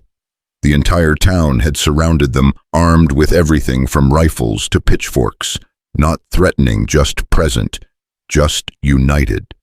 This isn't over, Wells snarled. I have lawyers' connections. You can't stop progress. We're not stopping progress, Clara said. We're stopping theft. There's a difference. As Wells was led away, Clara sagged against Eli. It's not over. He's right about that. There will be lawyers' court battles. Then we'll fight them. With what I saved the deeds, but most of the evidence is gone. That's when Severo smiled, that ancient knowing smile. Not all the evidence. He led them to his dwelling, to a root cellar they'd never known existed. Inside, wrapped in oilcloth, were documents going back centuries. Spanish grants, Mexican territorial agreements, native treaties. Pike thought he destroyed these, Severo said. He destroyed copies. I kept the originals hidden. But there was more. Clara had been busy during her last days in Pike's house. Hidden in her carpetbag, sewn into the lining, were photographs. She'd used Pike's own camera to document his forgeries, his false ledgers. You magnificent woman, Mae breathed. You documented everything. I learned from a careful man, Clara said, looking at Eli. Sometimes being overly cautious pays off. That night they camped in the ruins of Eli's ranch. The whole valley, it seemed, was there. They'd brought food tent supplies. As the stars came out, guitars appeared, and someone started singing. Clara and Eli sat apart from the others on the foundation stones of what had been his bedroom. We did it, she said wonderingly. We actually did it. We survived round 1, Eli corrected. Wells will be back, or someone like him. Then we'll be ready. They sat in comfortable silence, listening to the music, watching their neighbors celebrate their small victory. Eli, Clara said suddenly, I need to tell you something about my past, about before Pike. He waited, patient. I was married, she said quietly. Briefly, I lied about being engaged. He was not a good man. It lasted 6 months before he died in a bar fight. I was relieved when he died. What kind of person does that make me? Human, Eli said simply, and honest. You don't mind that I've been married. Clara, we're not kids. We both have pasts. What matters is the future. She kissed him then there in the ruins under the stars with half the valley probably watching. And Eli found he didn't care who saw. The morning after the celebration brought unexpected visitors. Eli woke on his makeshift bed in the ruins to find a well-dressed woman standing over him, her face familiar but unexpected in this setting. Clara emerged from Mae's tent, took one look at the woman, and went rigid. Mother, Clara's voice was barely a whisper. The woman, elegant even in the dust of the destroyed ranch, studied her daughter with cool gray eyes. Clara, I heard about Orson's death and your involvement. How did you? I thought you were in Boston." "I was, until federal marshals appeared at my door with questions about my brother's business dealings."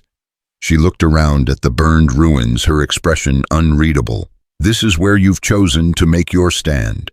Eli stood brushing dust from his clothes, feeling acutely aware of his rough appearance next to this polished woman. "Ma'am, I'm Eli Carr." She looked him over, taking in his weathered face, his work-worn hands, the gray in his hair. "The rancher who harbored my daughter. You're older than I expected." "Mother," Clara warned, steel in her voice. "I'm merely observing, dear. You run from one family scandal into the arms of a man old enough to be the first decent person who ever helped me without wanting something in return," Clara finished. "Unlike the family that sold me to Pike's keeping when father's debts came due." The tension crackled between them like heat lightning. Mae emerged from her tent, took in the scene, and immediately positioned herself beside Clara. "Mrs. Pike, I assume," Mae said, her tone deliberately casual. "Come to check on your daughter or to check on your brother's money?" The older woman's composure cracked slightly. "I came because Wells sent word. He says Clara has documents that implicate the entire family in Orson's crimes. He's threatening to destroy us all unless she cooperates." "Cooperates how?" Eli asked, though he suspected he knew. "Return what she took. Sign papers stating Orson acted alone. Leave the valley and never speak of this again." She turned to Clara. "In exchange, Wells will transfer a substantial sum to your account, enough to start over anywhere." Clara laughed, bitter and sharp. "Blood money." "Survival money," her mother corrected. "Clara, you don't understand what you're fighting. Wells has connections in Washington, New York. He owns judges, senators. This little valley victory means nothing." "It means everything," Clara said. "These people trusted me. I won't betray them." "These people," her mother gestured at the gathering crowd of neighbors who'd stayed to help rebuild. "Farmers and shopkeepers, you'd choose them over your own family. They are my family now." The words hung in the morning air. Eli felt something shift in his chest, a warmth that had nothing to do with the rising sun. Clara's mother pulled out an envelope heavy with official seals. "Wells's offer. Sign it or he'll destroy everyone you claim to care about, starting with him." She looked at Eli with something that might have been pity. "He knows about the silver deposits on your land, Mr. Carr. Wells has already filed mineral claims. Unless you have proof of prior ownership, which burned in the courthouse fire, he'll take everything." "We have proof," Severo said, appearing as silently as always. He carried the oilcloth bundle from his root cellar, older than Wells's claims, older than America itself. Clara's mother examined the ancient documents, her lawyer's training evident. "These are in Spanish. No American court will honor them without translation authentication. That takes time and money you don't have." "Then we'll find both," Clara said. "With what the bank is destroyed, the town is in ruins, and Wells has frozen all of Orson's accounts, including yours." "Not all of them," Clara said quietly. She went to her carpetbag, pulling out a small leather journal. "Pike taught me well, maybe too well. I have my own accounts in my maiden name. In banks Pike didn't control." Her mother's eyes widened. "You stole from him." "I saved what he stole from others. There's enough to fight Wells to rebuild the town, to give these people a chance." "You beautiful, clever girl," Mae breathed. But Clara's mother wasn't finished. "There's something else. Something Wells knows that you don't." She pulled out a second document. "Your marriage to Harold Dawes. It wasn't legal." Clara went white. "What?" "Harold was already married, had been for years. A wife in Chicago he'd abandoned, which means your widow's inheritance, your legal standing, everything you've built your new life on, it's all false." Eli saw Clara sway and caught her arm, steadying her. "Does it matter?" he asked. "She's Clara Pike here, not Clara Dawes." "It matters," her mother said, "because without legal standing as a widow, she reverts to being a ward of her nearest male relative, which with Orson dead is Wells. He's your cousin Clara, third removed but legal enough. He can claim guardianship control of your assets, everything." "That's archaic law," Mae protested. "No modern court would—" "Wells owns modern courts," Clara's mother interrupted. "He's already filed the papers. Unless Clara marries someone else immediately providing a new legal guardian, she loses everything."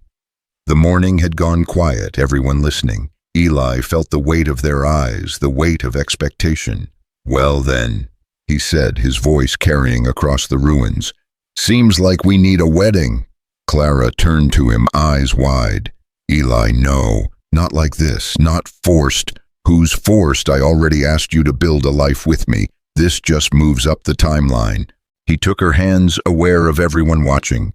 "Clara Pike or Dawes or whoever you are, will you marry me today now for all the right reasons, and a few practical ones too?" Tears ran down her face, but she was smiling. "You impossible, wonderful man. Yes." "This is insane," her mother said. "You've known each other less than a week." 4 days, Clara corrected. "The best 4 days of my life." The town exploded into action. Within an hour, they'd created a makeshift chapel in the ruins. Women appeared with a dress not white, but a soft blue that brought out Clara's eyes. Men cleaned Eli up as best they could, even produced a suit jacket that almost fit. Judge Harriman arrived on horseback, having ridden hard from Magdalena, when word reached him. "I'll be damned if Wells gets to use the law against justice," he declared. But as they prepared for the ceremony, riders appeared on the horizon, Wells himself with a full complement of lawyers and gunmen. "Stop this farce," he commanded, dismounting with papers in hand. "I have an injunction. Clara Pike is my legal ward. This marriage is invalid without my consent." "Your injunction is from a territorial judge," Judge Harriman said calmly. "I'm a federal judge. My authority supersedes his." "Then I challenge the marriage on grounds of coercion. She's being forced." "Nobody's forcing me," Clara said, stepping forward in her borrowed dress. "Except you, cousin. You killed my uncle, burned our town, and now you're trying to steal my freedom along with everything else." "Prove it," Wells snarled. "I can," a new voice said. Harold Dawes walked out from behind Wells's carriage, very much alive. Clara gasped. "You're dead. You died in that bar fight in St. Louis." "I let everyone think that," Harold said. "Easier than dealing with debts, and Wells here paid me well to disappear, but he promised me more to reappear now." "You see," Wells said triumphantly. "She's still married. This wedding is bigamy." "Actually," Harold said, his smile turning nasty, "I'm here to tell the truth. For the right price." Wells went red. "We had a deal. You had a deal with a dead man. I'm alive now, and my price has gone up." Harold turned to Clara. "Pay me and I'll tell them about Chicago, about my first wife, about how our marriage was never legal." "Or," Eli said quietly, stepping forward, "you could just leave. Now, before I forget, I'm trying to be civilized." Harold laughed. "The old rancher wants to fight. You can barely stand with that shoulder wound." "Try me." The tension stretched taut. Then Harold's eyes flicked to the crowd of townsfolk, all armed, all watching with hostile eyes. "Fine," he said. "Clara, you were never my wife. I was already married. Wells knew it when he suggested I court you. It was all a setup to get access to Pike's books. Through you." The revelation sent murmurs through the crowd. Wells was backing toward his carriage, but Marshal Hawkins stepped into his path. "That's conspiracy to commit fraud," she said. "Harold Dawes, you're under arrest. Wells, you too." Wells pulled a gun, pointing it at Clara. "Everyone stays back, or she dies." Time slowed. Eli moved, but his wounded shoulder made him too slow. It was Mae who acted, her blacksmith's hammer flying through the air, striking Wells's hand. The gun went off, the bullet going wide, and then Wells was on the ground, with half the town on top of him. In the chaos, Harold tried to run. He made it 3 steps before Cutter clotheslined him, dropping him hard. "Nobody threatens Miss Clara," Cutter said simply. With Wells and Harold in custody, the wedding proceeded.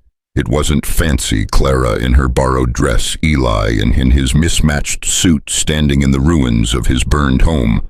But as Judge Harriman spoke the words as they made their promises, something sacred filled the space. "Do you, Eli, take this woman?" "Yes," he said before the judge could finish. Whatever the question, yes. Laughter rippled through the crowd. "Let me finish the legal parts," the judge said, smiling. "Do you, Clara, take this man?"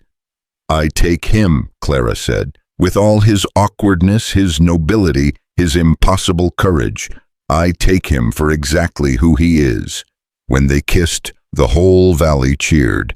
Mae fired her pistol in the air, whooping. Severo smiled his ancient smile. Even Clara's mother, standing apart from the crowd, dabbed at her eyes. But the celebration was interrupted by urgent hoofbeats. A young rider, exhausted and covered in dust, practically fell from his horse. "The railroad," he gasped. "They're coming, full crew, laying tracks straight toward the eastern hills. They'll be here by nightfall."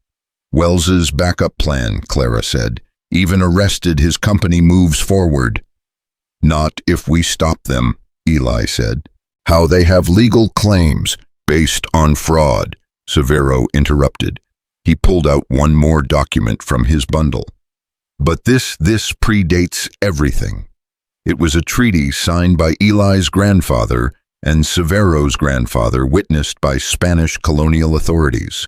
It granted shared use of the land in perpetuity, with a clause that prohibited industrial development without consent of both families' descendants.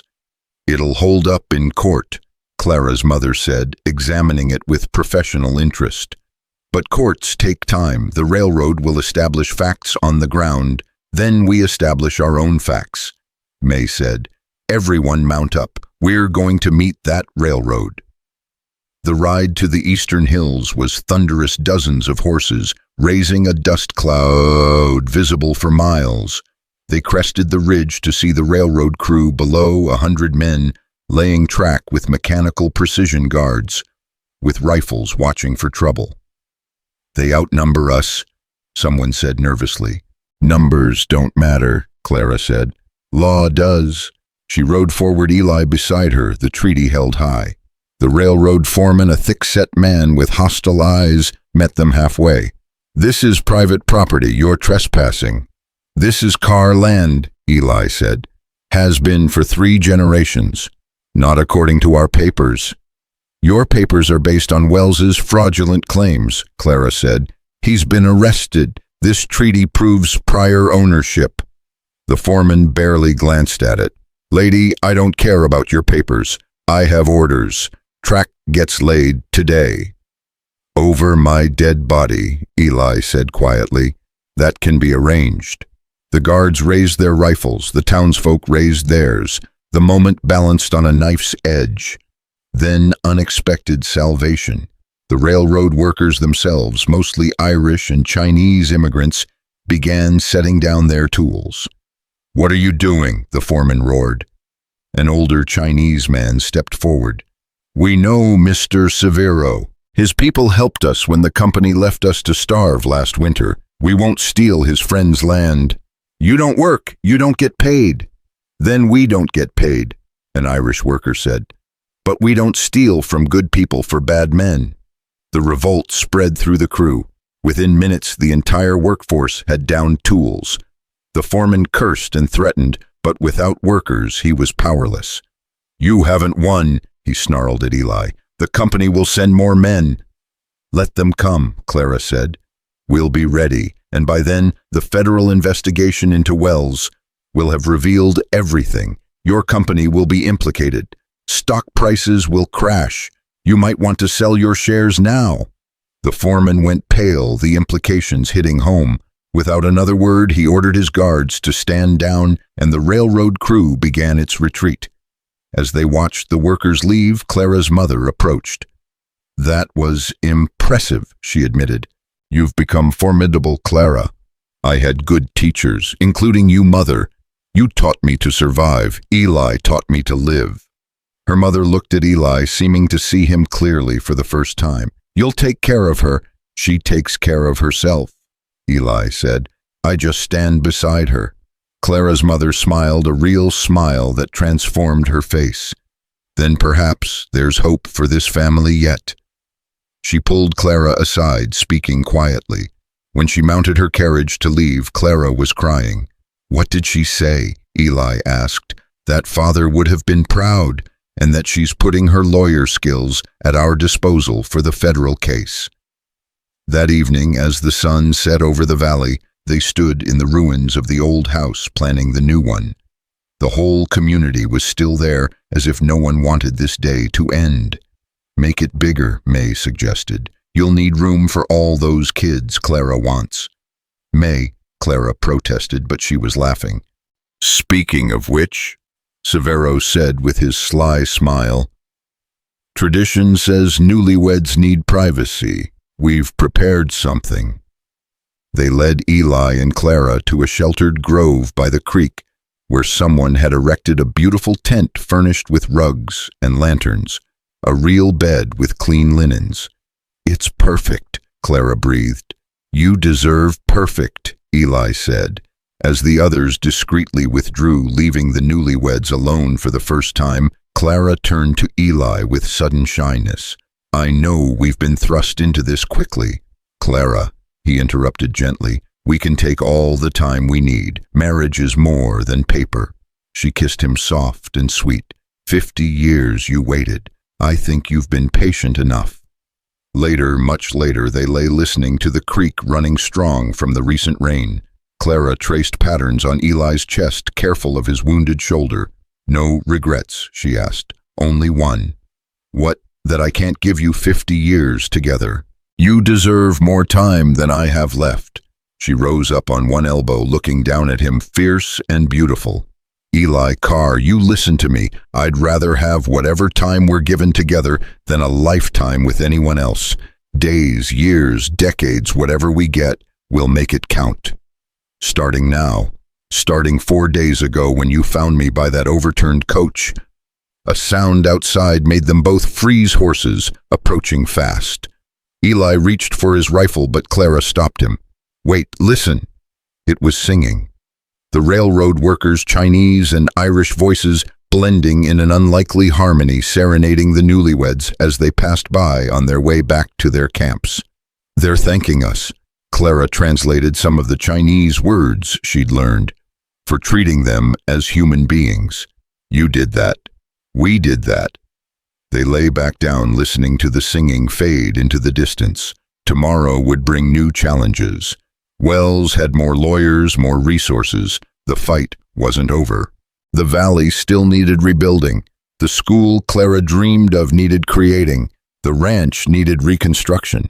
But tonight, in their tent by the creek, two unlikely souls who'd found each other in violence and danger celebrated the quiet miracle of choosing love over fear, community over isolation, justice over safety. Clara, Eli said into the darkness. Yes, thank you. For what? For being trouble, the best trouble that ever walked into my life. She laughed, the sound mixing with the creek's song. Just wait, Mr. Carr, you haven't seen anything yet. Outside, the stars wheeled overhead, the same stars that had watched Eli's 50 years of solitude and would watch whatever years of happiness remained. The valley slept peaceful for the first time in months, and in a tent by a creek, two people who'd been alone in different ways discovered that together they were finally truly home. The next morning brought news that would change everything again, but that's the nature of life in a valley fighting for its soul. For now, though, in the space between midnight and dawn, there was peace, there was love, and there was the promise that whatever came next, they'd face it together. Dawn came too soon, bringing with it a rider whose face told them everything before he spoke a word. Eli and Clara had barely finished dressing when the young man burst into their tent, clearing, gasping for breath. They killed him, he choked out. Wells dead in his cell. They're saying suicide, but Marshal Hawkins doesn't believe it. Clara's hand found Eli's, gripping tight.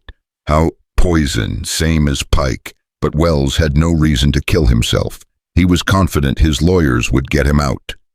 They rode hard back to town, finding Marshal Hawkins standing over Wells's body in what remained of the jail. The man's face was contorted in agony, nothing peaceful about this death. "This wasn't suicide," the marshal said grimly. "Someone wanted him silenced." "His partners," Clara said. "He knew too much. With him dead, the trail goes cold." But Cutter, who'd been in the adjacent cell, spoke up. "He had a visitor last night. Well-dressed woman, said she was his attorney, had all the right papers, but I recognized her voice." Everyone turned to stare at him. It was Mrs. Pike, Clara's mother. The words hit Clara like a physical blow. "No, she wouldn't." "She was on the register," Marshal Hawkins confirmed, checking her log. "Signed in at midnight, left 20 minutes later. Wells was dead by morning." Clara swayed and Eli caught her. There has to be an explanation. They found Clara's mother at the hotel, calmly packing her bags. She looked up as they entered, no surprise on her face. "I wondered when you'd come," she said simply. "Mother, did you—" Clara couldn't finish the question. "Kill Wells, yes." The admission was calm, matter-of-fact, though I prefer to think of it as justice. "Mother, why?" Clara's voice broke. The older woman sat down suddenly, looking every one of her years. "Wells didn't just destroy Orson. 20 years ago he destroyed your father too. The debts that forced us to send you to Orson Welles created them, manipulated stocks, called in loans early, destroyed your father's business deliberately." She met Clara's eyes. "Your father didn't die of shame, Clara. He killed himself. Because of Wells." The room spun around Clara. Eli held her steady as her mother continued. "I've spent 20 years gathering evidence, waiting for the right moment. When you exposed Orson, I thought finally Wells would face justice. But then I saw him in that cell, confident, smirking. His lawyers would have got him out in days. He would have walked free, just like always." "So you murdered him," Marshal Hawkins said. "I executed him," Clara's mother corrected, "for crimes the law couldn't touch." "Mother, you'll hang for this." "No, I won't." She pulled out a document. "Because I'm already dead." The paper was a death certificate, properly signed and sealed, dated a week ago. "Elizabeth Pike died of heart failure in Boston. I made sure of that before I came here. The woman who visited Wells doesn't exist." "I can't let you walk away," the marshal said. "Then arrest a ghost." Clara's mother stood, straightening her dress. "Clara, in my bags you'll find everything. 20 years of evidence against Wells's entire network. Names, dates, transactions, enough to destroy them all." She moved toward the door, but Clara caught her arm. "Mother, don't do this. Stay. Face trial. We'll fight it together." "My dear girl," her mother said softly, touching Clara's face, "this is my fight. Has been since your father died. You have your life, your happiness. Don't waste it on my choices." She looked at Eli. "Take care of her. Always," he promised. Elizabeth Pike walked out and no one stopped her. An hour later, a rider reported seeing her heading north toward Colorado. They never saw her again. Clara sat in the ruins of the courthouse, her mother's bags open before her, reading through 2 decades of meticulous documentation. She planned everything, she said wonderingly, even framing herself so perfectly that prosecution would be impossible. "Your mother is a formidable woman," Eli said. "Was. Elizabeth Pike is dead, remember?" Clara's voice was bitter. "Another ghost in this valley of secrets." Mae arrived with news that lifted their spirits slightly. "The railroad workers want to help rebuild. They're offering labor in exchange for fair wages and the right to settle here." "We can't pay them," Clara said. "The town funds are exhausted." "Actually," Severo said, appearing with his usual silent approach, "you can." He set a leather pouch on the table, heavy with promise. "The Eastern Hills. I had them surveyed properly. It's not silver." Hearts sank around the room. "It's copper." Severo continued smiling. "Richer deposits than anything in Arizona, worth 10 times what silver would bring." Clara stared at the ore samples. This is on Eli's land. On the communal land, according to the treaty, belongs to the collective now, enough wealth to rebuild the valley 10 times over. But their celebration was interrupted by thunder, real thunder this time, and, with it, rain that came down in sheets. Within minutes, the streets were flooding. "The creek," someone shouted. "The dam upstream, it won't hold." They raced to the creek to find it already overflowing water rising fast toward the tent, where Eli and Clara had spent their wedding night, toward the temporary shelters, where families displaced by the fire were living.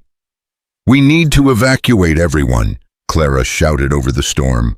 "No time." Mae pointed upstream where a wall of water was visible, carrying debris from the broken dam. Eli didn't think, just acted. He spurred his horse into the flood, racing toward the shelters, where children's voices could be heard screaming. Clara was right behind him, along with half the town. They formed a human chain, passing children and elderly from the shelters to higher ground. Eli stood waist-deep in the raging water, catching people as they were handed down, passing them to safety. A child slipped, swept toward him by the current. He dove, catching the boy, feeling his wounded shoulder tear open again. Clara was there, helping him stand, taking the child. "You're bleeding." "Later," he gasped. The water rose higher. A woman was trapped in a shelter, the entrance blocked by debris. Mae appeared with her sledgehammer, smashing through obstacles, while Eli and others held her steady against the current. Just when they thought everyone was safe, Cutter pointed to the opposite bank. "They're the Yazzie children." 3 of Severo's grandchildren were stranded on a rapidly shrinking island of high ground. The water between them and safety was a roaring torrent. "The rope!" Clara shouted. "From the well." They formed a rope bridge, Eli anchoring one end, despite his shoulders screaming in protest. One by one, the children crossed the smallest, riding on Cutter's back as he fought the current. As the last child reached safety, the flood crested, then began to recede. The dam had fully broken, but the water was spreading across the valley instead of channeling through the town. In the aftermath, they counted the cost. Buildings damaged but not destroyed. No lives lost, though many injured. Eli's shoulder was torn badly enough that the doctor insisted on immediate treatment. As he lay on the medical table, Clara holding his hand while the doctor worked, Marshal Hawkins arrived with unexpected news. "Harold Dawes is dead," she announced. "Killed trying to escape. But before he died, he talked. Gave us names, connections. Your mother's evidence combined with his confession, we can take down Wells's entire network." "Justice at last," Clara said. "There's more," the marshal continued. "The federal government is impressed with how this valley handled the crisis. They're offering to make this a test case for new banking regulations, new land management policies. Clara, they want you to help write the legislation. Me, you exposed the corruption, you understand the systems. Who better?" That evening, as the floodwaters receded and the sun set over the damaged but unbroken valley, the community gathered in the open space where the courthouse had stood. Judge Harriman had returned with federal investigators and a proposal. "The government wants to establish a new kind of court here," he announced. "A federal circuit specifically for land and water disputes. They need a local judge, someone who understands the land and its people." Every eye turned to Clara. "I'm not a lawyer," she protested. "You can study, take the bar," the judge said. "Your mother, before she disappeared, filed papers establishing your legal education under her tutelage. It's all properly documented." "She planned this too," Clara said wonderingly. "Will you accept?" Clara looked at Eli, who nodded encouragement. "Yes, on one condition. The courthouse gets rebuilt as a school as well. Education and justice under one roof." The vote was unanimous. As weeks turned to months, the valley transformed. The copper mine opened, managed by the collective with profits shared among all families. The railroad returned, but as partners now, not conquerors. The Chinese and Irish workers, who'd refused to steal land, were offered plots of their own, adding their cultures to the valley's mix. Clara studied law at night while managing the bank during the day. and teaching school in between. Eli rebuilt the ranch larger now with that wraparound porch Clara had wanted and a library that took up an entire wing. On the anniversary of the day they'd met, Eli found Clara in that library, surrounded by law books, her hand resting on her stomach. "You should rest," he said. "Doctor's orders." "The baby's fine," she said, but she let him lead her to the porch where they could watch the sunset over the valley, green now, where brown had been alive, where death had reigned. "Any regrets?" he asked their old ritual. "Just one." "What?" "That I can't tell my mother she's going to be a grandmother." "She knows," Eli said. "Wherever she is, she knows." A rider approached Dusty from hard travel. He handed Clara a package without a word and rode off before they could question him. Inside was a silver rattle beautifully crafted and a note in her mother's hand. "For the future, E.P." "Elizabeth Pike is dead," Clara said softly. "But your mother isn't," Eli replied. "Not really." The months passed. Clara became the youngest federal judge in the territory. Eli's ranch became the most successful in the region, not through size, but through innovation he'd learned from the Chinese workers, about irrigation from the Irish, about crop rotation. When their daughter was born, strong and loud and perfect, they named her Elizabeth. Libby for short, a child who would grow up in a valley that had learned to fight for justice, to choose community over greed, love over fear. Mae became sheriff when Harlan Doss retired. Cutter, surprisingly, became her deputy, his redemption complete.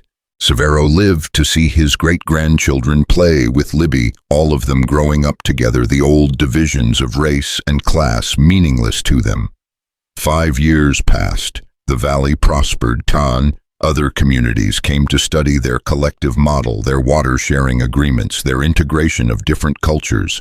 Clara's legal decisions became precedent for land rights across the West.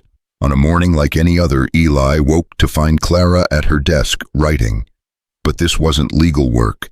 She was documenting their story, all of it, from that first night when she'd stumbled into his life with her carpetbag full of secrets. "Why now?" he asked. "Because Libby should know. Our children should know that ordinary people can change things.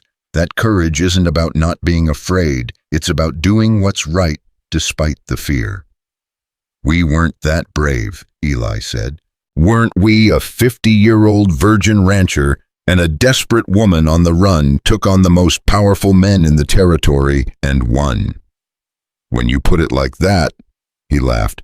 "Besides," she continued, "I had a visitor yesterday, a young woman named Sarah Wells, Marcus Wells's daughter. She wants to make amends for what her father did. She's donating his entire fortune to establish schools across the territory. And you believe her? I believe in redemption. Look at Cutter, look at us." She stood, moving into his arms. "We're proof that people can change, that it's never too late to choose a different path." That afternoon, the whole valley gathered for the dedication of the new courthouse school building. Clara stood at the podium, Judge Clara Carr, now looking out at the faces of people who'd become family. 5 years ago, she began, a desperate woman crashed into the life of a lonely rancher. What followed was chaos, violence, fear, and ultimately transformation. Not just for 2 people, but for an entire community. She told their story, not hiding the ugly parts, the corruption, the violence, the deaths, but also celebrating the beauty, neighbors helping neighbors, workers, standing on principle, love, finding a way through impossible circumstances. "My uncle once said desperate people make poor choices. He was wrong. Desperate people make desperate choices, but sometimes those are exactly the choices that need to be made. Sometimes desperation leads to courage. Sometimes loneliness leads to love. Sometimes the worst moments of our lives become the doorways to our best ones." As she spoke, Eli watched their daughter playing with the other children, all of them oblivious to the history that had made their peaceful childhood possible. He thought about his 50 years of solitude, about the empty house that had burned, about the fear that had kept him alone for so long. Clara finished her speech and found him in the crowd, their eyes meeting across the distance. She smiled, that same smile that had undone him, in those first dangerous days that still undid him now. The dedication concluded, the party began. Music filled the air. Mexican guitars, Irish fiddles, Chinese drums, all blending into something uniquely theirs. As the sun set, Eli and Clara danced on the courthouse steps, their daughter between them, the whole valley celebrating around them. "No regrets?" Clara asked one last time. "Not one," Eli said. "Every lonely year was worth it if it led to this, even the being shot part, especially that. How else would I have discovered I was brave?" She laughed, and the sound carried across the valley, a valley that had been saved not by heroes or saints, but by flawed people choosing to stand together to fight for justice, to believe that love could grow even in the hardest ground.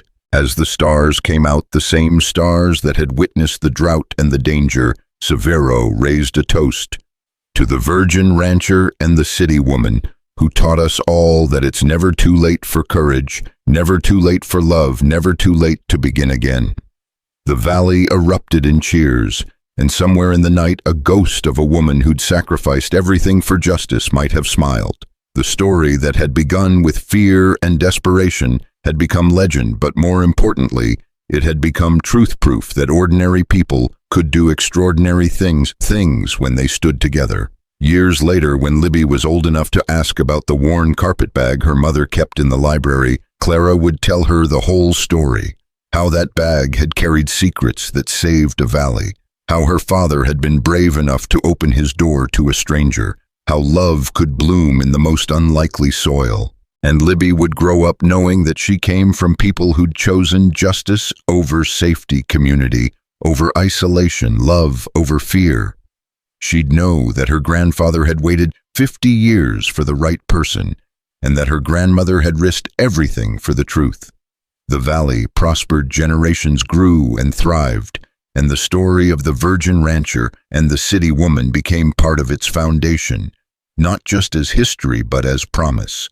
A promise that no matter how dark the drought, how powerful the corruption, how impossible the odds, there was always hope. Because sometimes, just sometimes, when a desperate woman crashes into the life of a lonely man, when courage meets compassion, when truth confronts power, miracles happen.